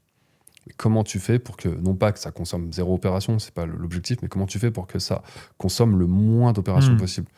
Et là, en fait, il a fallu vraiment se creuser. On a essayé avec Parabola, notamment. Et puis après, sur Make aussi, on a réessayé. Et en fait, c'est là où j'ai vu une façon de faire des scénarios sur Make que j'avais jamais réussi à faire avant parce que je n'étais pas confronté à ce problème. Et même dans les formations que j'avais vues ou dans les vidéos, tu vois, même des vidéos en anglais et tout que je regardais, le peu qui existait, j'avais pas vu ça. Et je dis, ouais, je tiens un truc là. Et c'est là où vraiment, ça m'a réouvert en fait. Je pensais que j'avais atteint, tu vois, un petit plafond de verre sur Make. Là, je sais que je l'ai atteint, là, ça y est, j'arrive plus à progresser, mais ça fait 1 an là, tu vois, que j'ai cette sensation. Donc, les outils no-code ont des limites, hein, je veux dire, bien sûr. C'est normal. Mais là, non, ça m'a ouvert et j'ai dit, waouh, ah ouais, en fait, on peut aller encore plus loin. Et donc voilà, mon niveau a vraiment augmenté grâce à ça. Super intéressant. Peut-être justement, donc, à l'issue de JSmack, comme on l'a dit tout à l'heure, tu es parti te former au code. Ouais. T'as un petit peu teasé justement que peut-être finalement ça t'avait pas apporté peut-être ce que t'espérais ou t'as eu. Explique-nous un peu peut-être déjà juste comment s'est passée la formation. O'Clock, c'est une formation qui est complètement en ligne. Si tu veux quelques mots là-dessus, parce que je pense qu'il doit y avoir des no-codeurs et des no-codeuses qui écoutent et qui peut-être à un moment se sont dit ah bah tiens, si je faisais une formation. Ouais, bien sûr. C'est O'Clock, c'est un peu comme le wagon, c'est-à-dire que là, par contre, ça dure. C'est plus long, hein, déjà. Ça fait une grande différence. Ouais. C'est plus long. T'as 3 formats, t'as 3 périodes entre guillemets. Tu vas avoir tout début, c'est un peu ce qu'ils appellent. Alors, je me rappelle plus comment ça s'appelle, mais ça dure 1 mois. C'est un peu voilà, les bases en dev, tout ça, l'HTML, CSS. T'es pas trop obligé de participer. Par contre, si tu as signé pour le bootcamp, en fait, tu peux y accéder. Mais ça, c'est vraiment pour les tout débutants. D'embarquement. Ils savent même pas c'est quoi le web, quoi, tu vois. Ouais. Typiquement, ma mère, elle a besoin de ça, si je le fais. Beaucoup de gens en auraient besoin, probablement. Voilà, et c'est super, et c'est important. Ensuite, t'as un socle, en fait, qui va être JavaScript, HTML, CSS et JavaScript. Ça, c'est le socle. Donc, tu vas passer un peu de temps sur HTML, un peu de temps sur CSS, et après 2-3 mois sur JavaScript. Et après, tu as une spécialisation. Donc, moi, j'avais pris ce qu'ils appellent SP, API et Data, donc back-end, en gros. Et sinon, tu avais une autre spé qui était donc front avec React. Voilà, c'est des frameworks JavaScript. Donc, une journée type chez O'Clock, ça commence à 9h, ça finit à 15h. Et ensuite, tu as 2 heures où tu dois réaliser des projets. Donc, tu as des classes, tu as une classe virtuelle. En fait, c'est un live storm, en fait, un peu open source, on dirait. C'est eux qui l'ont fait. Cockpit, ça s'appelle, je crois. Ouais, Cockpit, exactement. Et voilà, en fait, t'es vraiment... T'as un professeur, t'as le coach, en fait, qui va dérouler son cours, qui va aussi poser des questions. Tu vas pouvoir un petit peu interagir avec le chat. Voilà, il n'y a pas de micro. Tu peux pas parler au micro. Tu peux que écouter ou écrire, poser des questions. Et ça déroule comme ça, quoi. Donc, le rythme est assez dense. Faut vraiment être très motivé, faut vraiment suivre. Après, franchement, ils te donnent toutes les clés pour réussir.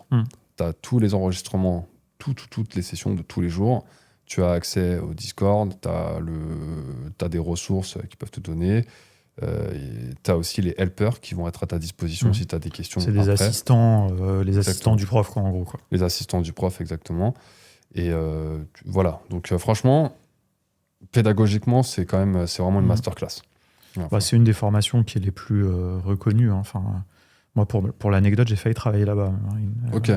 Quand j'ai quitté Simplon, j'ai passé les entretiens et tout. Et qu'est-ce qui a fait que... c'était un peu... après, on a eu l'idée de contournement avec Erwan, etc. Mais j'étais pas vraiment... J'aimais beaucoup la manière dont ils enseignaient, etc. Ouais. Mais j'avais pas vraiment envie. C'était un peu tôt, en fait. Ça arrivait trop tôt dans le truc. J'avais envie un peu de tenter ma chance à mon compte. Et puis, ça s'est bien passé. Ça s'est bien passé, mais c'est une boîte que j'aime beaucoup. Ouais. Bah, moi, je recommande. Franchement, si vous voulez devenir développeur, moi, je recommande. Si vous voulez apprendre à coder, c'est peut-être un peu overkill, ce que je dirais. Ouais. C'est surévalué. Bah, c'est ça qui est intéressant, tu vois, parce que finalement, et c'est peut-être un peu la question principale que j'ai envie de te poser, qu'est-ce que ça t'a apporté, tu vois, par rapport peut-être à ce que tu imaginais et la réalité à la fin, tu vois Ouais. Alors déjà, la période pendant laquelle j'ai suivi ce bootcamp n'était pas la meilleure. Tu vois, je venais d'emménager je venais d'emménager dans mon nouvel appartement. J'étais en travaux. C'était dur d'être full focus, tu vois, de 9h. Tu sais, comme je te dis, moi, j'ai les cours et tout, je m'ennuyais vite déjà. Et là, retourner, tu vois.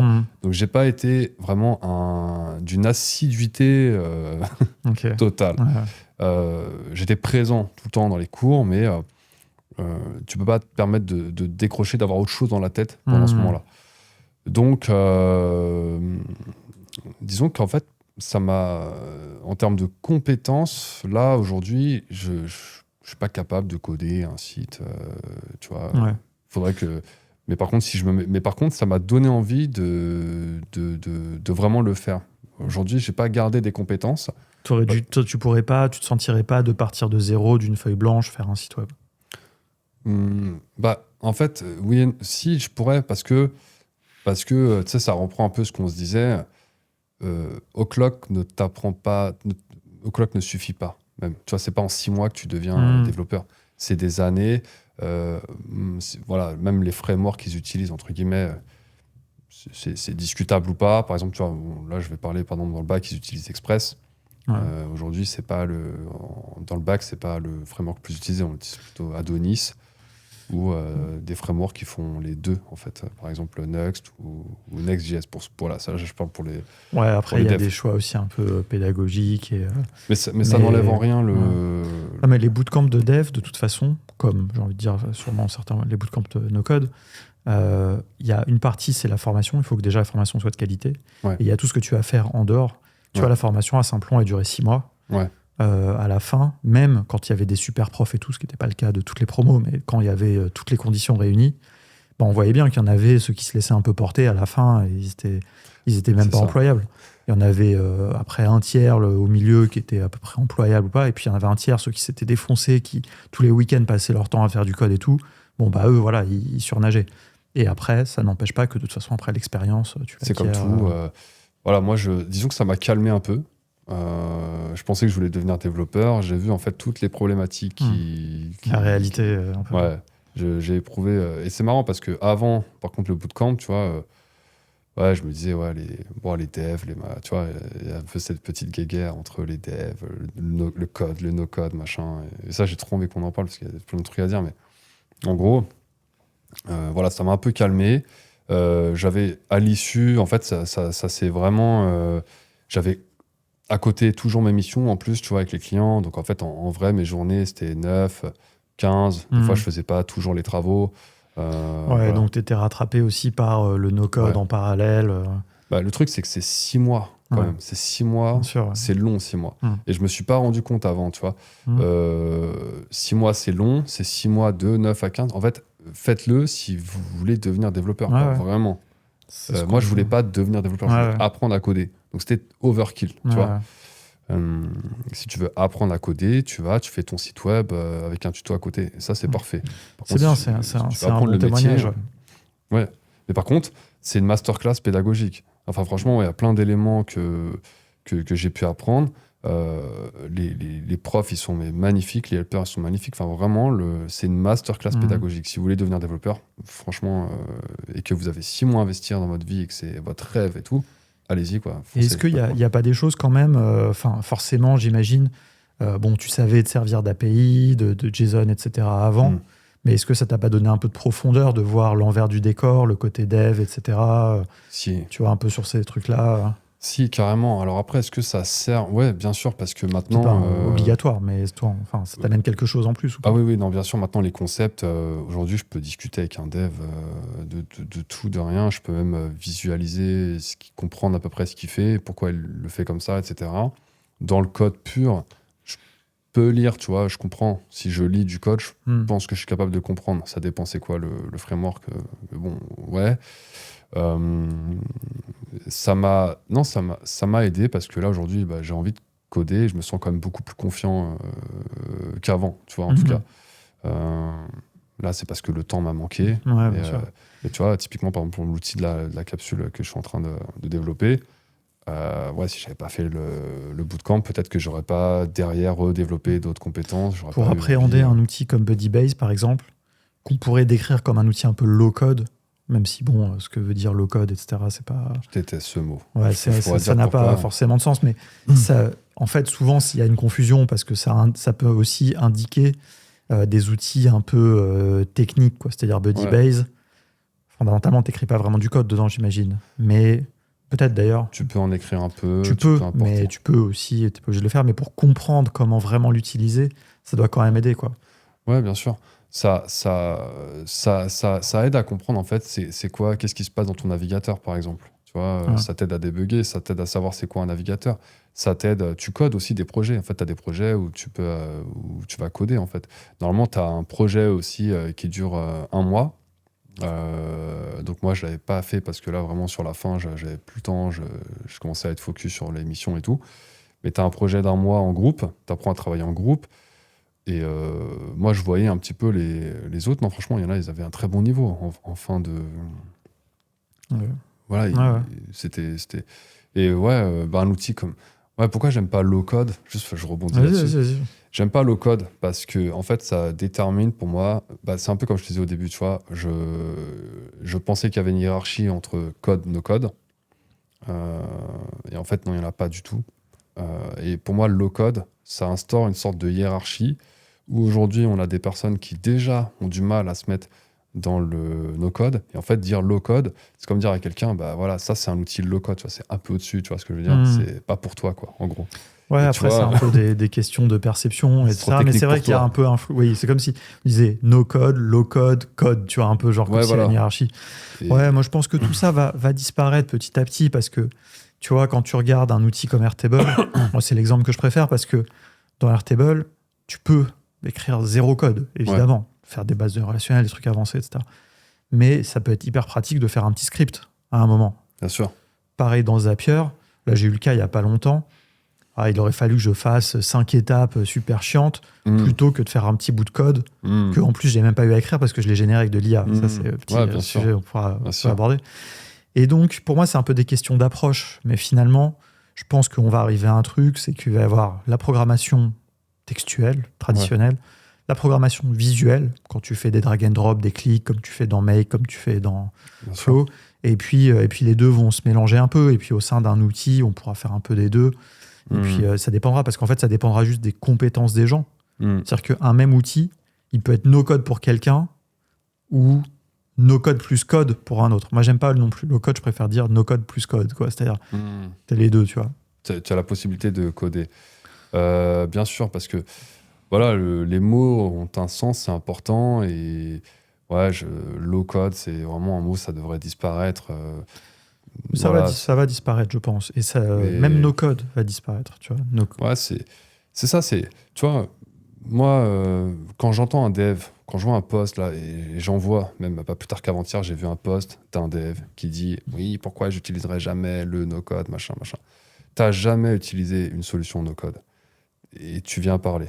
Et au même titre que quelqu'un qui fait un post, et ça c'est moi il y a 2 ans, qui fait un post, un no-codeur qui fait un post sur les devs qui disent oui, le code, ça, bientôt rien, c'est useless, ouais. machin.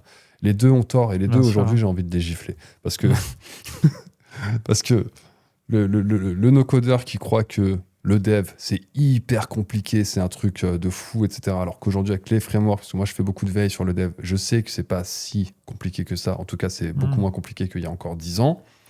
Je sais que ça va plus vite de coder un site pour certains avec les frameworks adaptés que pour un expert bien Webflow, sûr. par exemple. Donc, c'est aussi ne mal connaître. Et en fait, et dans les deux cas, moi, je suis entre les deux, en mode, moi, j'aime tout, les gars. Moi, j'aime Ce qui est important à la fin, c'est ce qu'on fait avec tout ça. Tu vois. Exactement. C'est, quelle que soit la manière, ce qui est important, c'est de faire par rapport aux compétences qu'on a, par rapport au budget aussi, des fois qu'on a. Ça, c'est un truc qu'il ne faut pas sous-estimer. Hein. Des fois, le code, ça permet aussi de faire des sacrées économies. On paye cher, des fois, nos outils no-code. Et bien sûr, bien sûr. Et c'est vrai que c'est un peu ça, je suis assez d'accord avec toi. Tu vois, le gros problème, moi, j'adore le mot no-code, mais pas quand on l'entend comme no-code, genre interdiction du code, tu vois. Moi, c'est plus... Comme NoSQL, tu vois, NoSQL, ça veut pas dire pas de SQL. Not only SQL. Ouais, ouais, voilà, c'est No ça. code, C'est... not only code. Ouais. Tu vois, on pourrait appeler ça comme ça, en vrai. Ouais. Ah ouais, c'est vrai que je m'étais jamais fait la remarque du NoSQL, ouais, du N et no, qui ne veut pas dire no, mais not only. Ouais, pas seulement. Bah oui, non, mais c'est ça. C'est ça. Moi, je pense qu'il y a une réalité qui est très importante, c'est que très peu de gens savent coder. Que le fait que très peu de gens savent coder est un problème. Bien sûr. Parce que ça permet à des gens d'utiliser ce flou et de dire ah bah non, c'est du code, c'est compliqué. Ouais, bien sûr. Soit pour arnaquer, soit pour nous traquer, soit pour... ça permet plein de choses un peu malveillantes, on va dire, parce que bah, c'est toujours, on te maintient dans le flou. Comme le garagiste. Tu connais rien à ta bagnole, le mec il vient et te dit ah bah ça c'est cassé, faut que vous me donniez 2000 €. Ouais.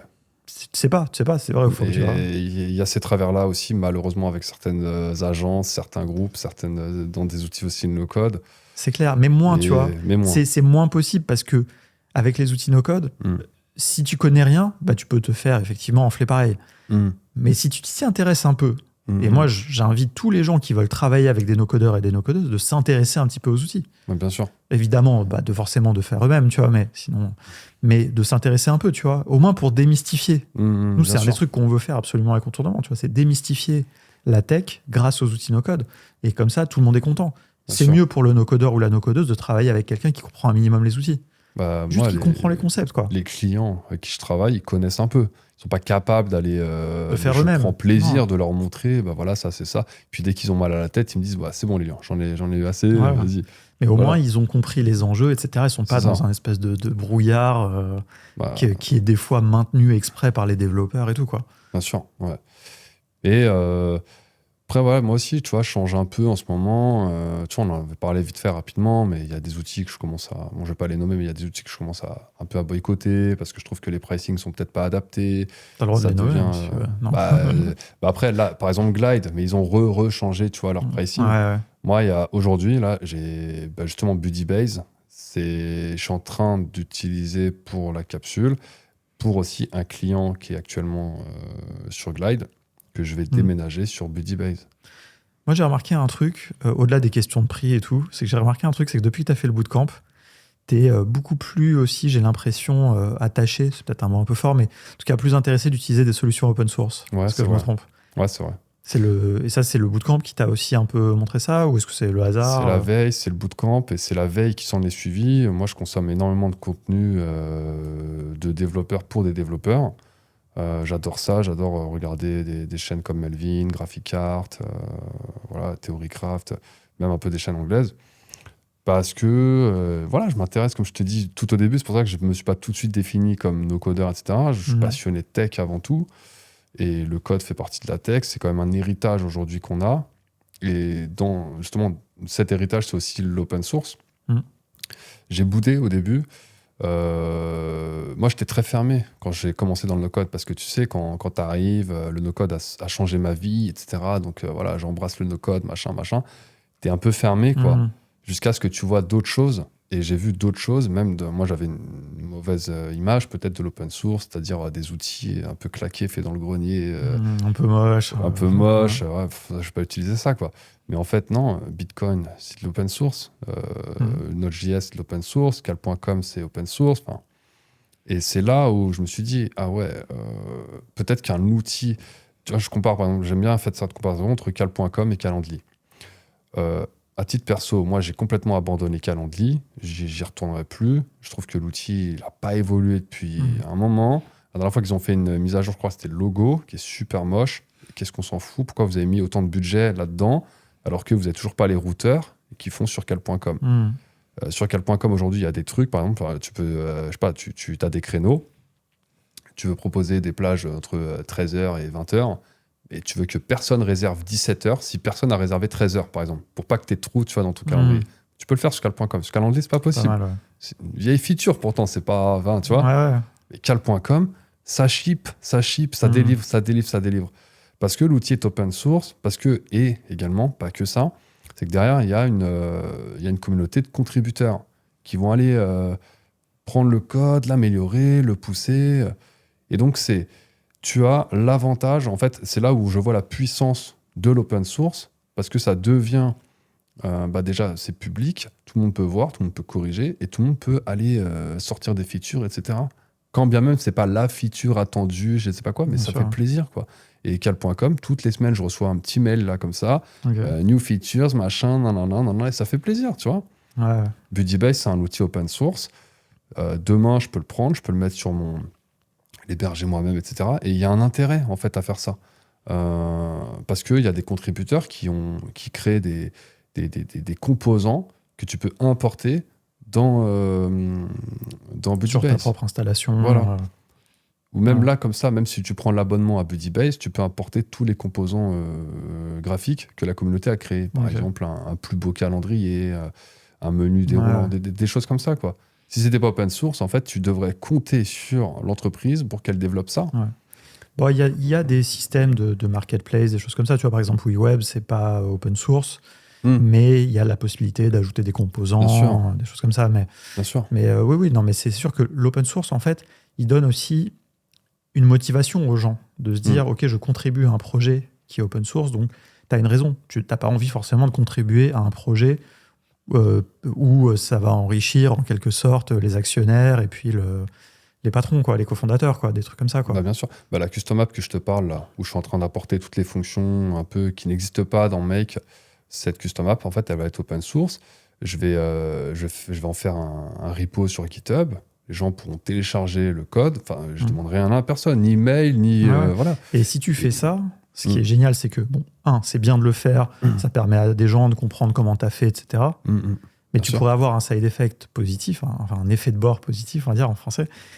C'est que quelqu'un peut-être va t'aider à l'améliorer. Peut-être qu'il va rajouter encore un truc. Peut-être qu'il va te faire un feedback, un commentaire. Peut-être qu'il va te corriger un petit bug que tu n'avais pas vu. Mais c'est exactement ce que je veux. Ça, c'est magnifique, tu vois. C'est exactement ce que je veux. Et c'est pour ça, donc ça sera public. Là, pour l'instant, j'ai importé 2 fonctions qu'on utilise tout le temps.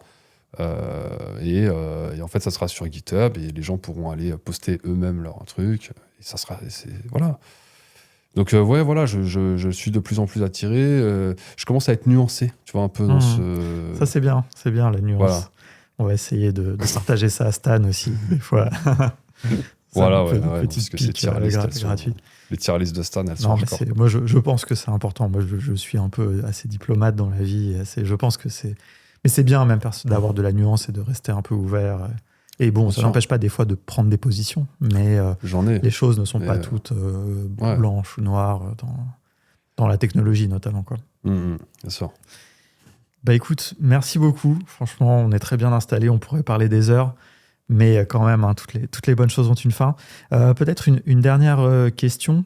Donc, on a bien compris ton parcours. On a compris que tu travailles sur la capsule. On a compris que tu étais freelance à côté. Tu fais aussi des formations avec nous. On a notre formation Make. C'est quoi un peu tes projets, tes plans? C'est quoi un peu le plan là pour... on est encore à peu près début 2024. C'est quoi un peu le plan 2024-2025? Comment tu vois les choses? Bon, justement, j'attendais le moment que tu m'en parles. La perche. J'ai une surprise pour toi. C'est vrai? Ouais. Tu peux me ramener... S'il te plaît? Alors, je n'étais pas, T'es pas au courant du j'étais tout. pas préparé à ça, effectivement. C'est J'attends, normalement au pied de la chaise. Merci. Donc, en fait, je sais pas si tu te rappelles, quand on a commencé le projet de faire la formation ensemble, Ouais, tu m'as offert un micro. c'est vrai. Tu m'as fait confiance. Et également, l'autre boucle à fermer aujourd'hui, c'est que ça a commencé parce que j'ai écouté un épisode de Radio Contournement. C'est vrai. Et là, aujourd'hui, c'est moi qui te reçois dans mon studio, dans ton podcast. Ouais. Et donc là, je ferme la boucle du micro. Je t'offre à mon tour un micro pour te remercier pour Enfin, franchement, c'est hyper cool. Je vois d'ici le micro que c'est. ces 3 années. Bah tiens, voilà, déjà, je suis désolé, il n'y a pas de papier cadeau et tout. Bah non, mais- merci. Franchement, je suis hyper touché. Alors là, c'est vraiment du live. Hein. Là, Ah ouais, non, c'est vraiment. pas. Non, bah franchement, c'est ouf parce qu'en plus, je t'ai dit il y a pas très longtemps Je sais, que ouais. je rêvais. C'est un micro à peu près comme C'est celui-là. le même. Et non, bah franchement, mec, c'est hyper cool. Merci. Bah, voilà. C'est Je ferai vraiment. un câlin après. Là, on va être obligé Ouais, bien sûr, bien de sûr, ouais. conclure. Mais voilà. non, merci. Je vais le montrer comme ça à la caméra. Parce vous qu'on savez ce que c'est. on va parler de la formation et tout, et justement, voilà, et bah voilà, c'est Tu voulais vraiment... me dire que mon son était pas assez bon. Le son Enfin, est top, le son est top, mais putain, j'espère qu'il sera encore mieux avec ça. Et puis, Merci. voilà. Non, franchement, c'est vraiment ça. C'est un vrai micro. Je vais enfin accéder quand même au statut de vrai streamer, podcaster Exactement. avec ça. Juste visuellement, déjà, tu vois, c'est quelque chose en fait. C'est vrai, c'est vrai. Visuellement, à la cam, quand tu vois qu'il y a ça. Enfin, moi, je le regarde maintenant. tu Ouais, vois. ouais, c'est clair. Ouais. Alors qu'en vrai. Voilà. Non, et puis le son, je pense que là, de toute façon, les gens qui écoutent souvent le podcast entendront tout de suite la différence. Le son va être parfait. Mais Voilà. trop bien. Bah écoute, merci, ça fait super plaisir. Bah, moi aussi, voilà. Merci. Ouais, parce qu'on va aborder un sujet. Bon, voilà, bah ouais. Tu me disais, du coup, ta question juste avant. C'était un peu, bah écoute, c'est le petit moment émotion, mais c'est bien. J'espère que là, en plus, les gens ne vont pas le vivre que à l'audio, mais Ouais, je aussi sens qu'ils vont grâce regarder à la vidéo. Bah, ça va donc, leur donner envie d'aller regarder la vidéo, justement. Je me suis dit, tiens, je vais le faire en live comme ça. Ça va trop être cool. marrant. Bah ouais, carrément. Non, ma question, c'était un petit peu justement entre tes différents projets. C'est quoi un peu ton plan, tu vois, pour 2024, un peu ce sur quoi tu vas travailler Alors, il y aura une grosse partie pour la capsule. Là, il y a des problématiques à régler. Forcément, il y a encore de l'énergie à donner. Voilà, très concrètement, on cherche peut-être un investisseur, quelqu'un qui est prêt à mettre un billet pour pouvoir qu'on aille peut-être ouvrir à Paris. Continue à développer, quoi. Continuer à développer voilà, la capsule. On a un beau projet. Ce qu'on tient là, franchement, on voit ce que ça rend service aux gens. Les clients en demandent plus et on veut être là, quoi. Ça, On c'est l'a un pas peu la précisé portion. d'ailleurs, peut-être que là, on est. On est à Vanves. On est à Vanves, hein, c'est On est ça, à ouais, je Vanves. vais pas dire de bêtises. On est à Vanves, on est sur la ligne 13. Juste derrière le périph'. Juste derrière le globalement, périph', voilà.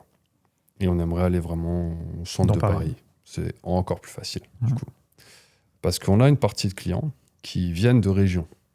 Quand ils viennent en région, ils arrivent à Gare de Lyon, Montparnasse, quoi. Et puis on se prend un Airbnb pas loin. Et leurs invités aussi vont venir peut-être du nord, tu vois, de Paris. Donc forcément, c'est plus simple, tu vois. Le client est déjà sur Paris, il reçoit un invité qui vient peut-être de Paris. Et donc voilà. Donc ça serait un peu plus simple, voilà.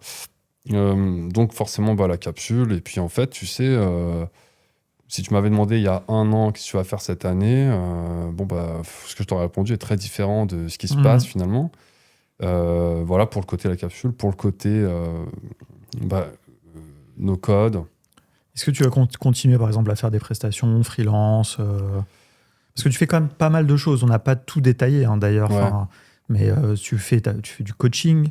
Je coach sur des différents. freelances. Tu coaches des freelances. Tu fais même des coachings, j'ai envie de dire, d'1 heure, des choses comme ça.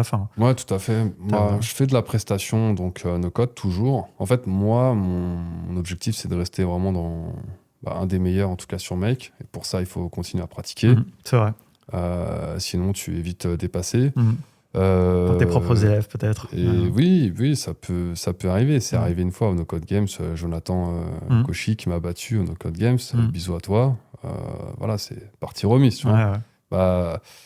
Mais après, voilà, j'essaie un peu de prendre la hauteur par rapport à ça et me dire, le j'ai quand même formé pas mal de la formation qu'on a fait ensemble sur Make. On a aujourd'hui même la relancé. On a relancé, ouais. En quelque sorte, c'est toujours la même formation. On a refait plein de modules. On a refait un tiers des vidéos, à peu près. J'en ai fait quelques-unes. Et surtout, on a réagencé le tout pour qu'elle soit beaucoup plus digeste. C'est une bonne formation, elle est quand même bien exhaustive, mais gros, avec un déroulé plus... Dans la partie toutes nos codes, en fait, ce que j'aimerais faire le plus, c'est reprendre des lives Twitch, vraiment. Ouais, ok, cool. Building public, mais vraiment en live, que ça soit du Make, du Budibase, du quoi, ok. Tu avais fait une série qui avait été très populaire où tu avais construit un CRM un peu au début du Twitch No Code France qui avait bien marché. Ouais. Plein de choses se sont passées et donc ça, j'ai vraiment envie de le faire. Le podcast Trigger, je reçois, ça c'est un peu la partie No Code. Et puis après, la vente de formation, mais pas que. J'ai pas envie de devenir que un vendeur de formation. J'ai vraiment envie de... Non pas que, tu vois. Je le prends pas mal. Et je pense que chacun son... En fait, moi, j'ai aussi vraiment... j'ai envie d'être excellent dans ce que je fais. J'ai envie de continuer, en fait, à inspirer les gens. Je sais que je dis souvent que je suis le meilleur, blablabla. Il y a une partie où... factuellement, c'est vrai, déjà. Mais il y a aussi que... Je sais qu'il y a des personnes qui sont inspirées par ça. Et voilà, et en fait, moi, j'ai besoin d'avoir cet état d'esprit pour continuer à apprendre, pour ensuite réenseigner, et tu vois, ça fait une boucle. Donc, mais après, pas trop de prestations non plus, juste ce qu'il faut pour maintenir le niveau, quoi. Il y a un truc intéressant, tu vois, dans le fait de dire qu'on est le meilleur, c'est qu'on s'expose aussi à se faire challenger. Bien sûr. Tu vois, et ça, c'est bien aussi, parce que c'est ça qui force, tu te mets en danger, quelque part, quand tu dis ça, parce que tu peux avoir des gens qui te dépassent. Et voilà, et ça pousse la compétition. Moi, je suis pas un gros compétiteur, mais la compétition saine, surtout, je trouve, autour de sujets quand même... on rigole. C'est bien, ça quand même s'attire vers le haut. Bien sûr. Bien sûr. Et puis, franchement, il y a... après, s'il y a quelqu'un qui veut... Et justement, ça peut être marrant, tu vois, de faire un live où il y a quelqu'un, une experte sur Make... qui me défie, et on fait un scénario le plus vite, machin. Je suis trop chaud. Et je serais bon perdant, tu vois. Franchement, bien sûr. Voilà. Faudra s'accrocher, par contre. Mais je serais bon perdant. Non, c'est cool. Donc, continuer à développer, en fait, une communauté de makers et de makeuses, entre guillemets, sur Make. Et justement, est-ce que tu veux dire un mot peut-être sur apprendre Make ? Voilà, apprendre Make. Ça, c'est quand même aussi un projet important, j'ai l'impression, quand même, pour 2024. Ouais, ça va être vraiment un focus. Aujourd'hui, moi, mon objectif, c'est de former des personnes dans tous les sens possibles, que ce soit sur les custom apps, que ce soit sur des projets, des cas concrets. Aujourd'hui, Apprendre Make, c'est une plateforme qui va vraiment me permettre de pouvoir développer un petit peu tout ça, tous les sujets que je veux. Il y aura du contenu gratuit, du contenu payant, il y aura des use cases, il y aura Make pour des RH, Make pour des growth, Make pour... je sais pas, il y aura un peu tous les sujets, et l'idée, c'est de...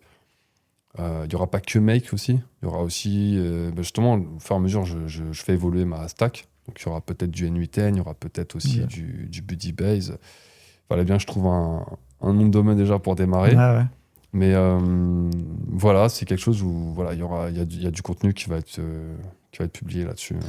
Et c'est important parce que on a donc cette formation qu'on fait ensemble, mais une formation, ça a une limite en taille pour que ça reste quand même à peu près digeste. Et on le sait, il y a plein de choses. Mettre des cas concrets, des tutos ou des différentes manières de faire, tu vois, pour venir tout autour, c'est quand même aussi hyper important. Donc, la formation qu'on a faite, c'est la meilleure, déjà. Je le dis, d'accord. Mais c'est vrai qu'on ne peut pas faire une formation de 300 heures, quoi. Il y a tellement à dire, en fait. Il y a tellement de manières de prendre les choses, quoi. D'angles et de trucs qu'on peut faire. Il y a des choses qui sortent du cadre d'une formation, en fait, que tu peux pas appeler ça une formation, tu vois. C'est de montrer des usages de différents modules, des trucs comme ça. On peut pas. Typiquement, ça c'est un des trucs qui est difficile que ce soit la formation Make, la formation Zapier. Il y a, je sais pas combien, 5000 modules, non, je crois, dans Make maintenant, ou je sais plus. Il y en a beaucoup. Je sais même pas, mais il y en a beaucoup.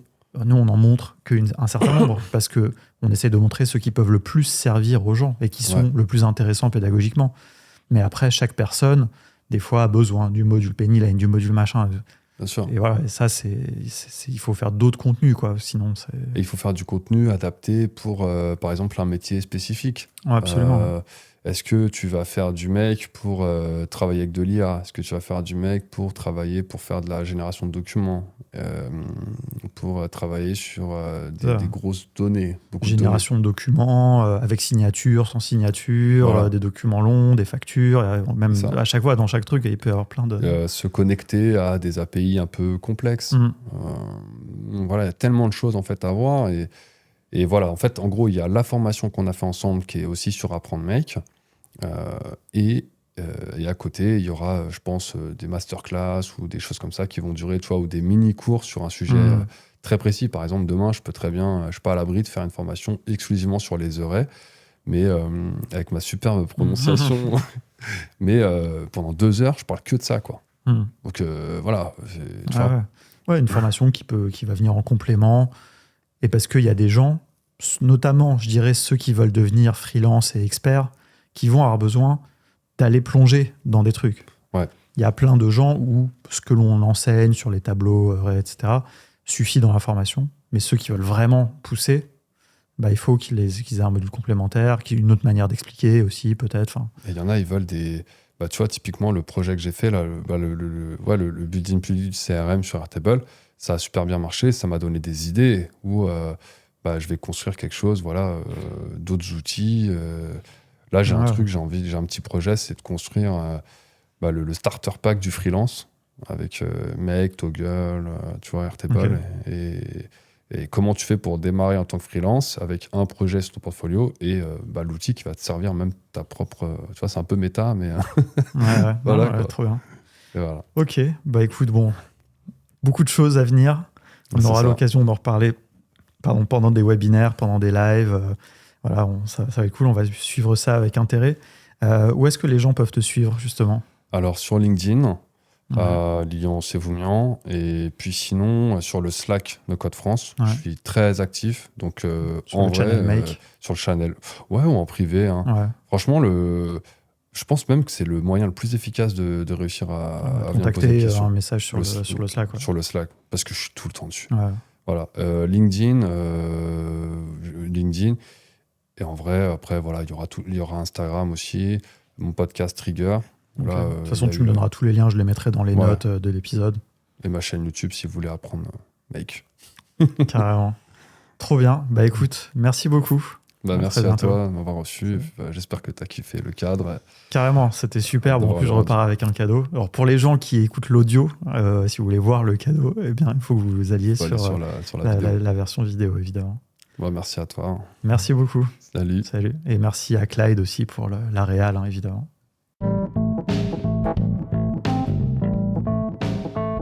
Merci beaucoup d'avoir écouté cet épisode jusqu'au bout. Si tu entends ce message, c'est vraiment que tu es allé jusqu'au bout de l'épisode et certains sont très longs, donc vraiment je t'en remercie. Il ne me reste qu'à te souhaiter une bonne semaine en attendant le prochain épisode. Si jamais tu veux être sûr de ne pas le rater, je te recommande de t'abonner dans ton outil de podcast préféré. Et si vraiment ça t'a plu, mais genre vraiment, et que tu as envie de me faire plaisir, n'hésite pas à envoyer cet épisode à 2 personnes à qui tu penses que ça peut l'intéresser. Même déjà une, ça sera très bien. Je dis 2 pour copier le fameux gimmick de Génération Do It Yourself. Allez, à bientôt.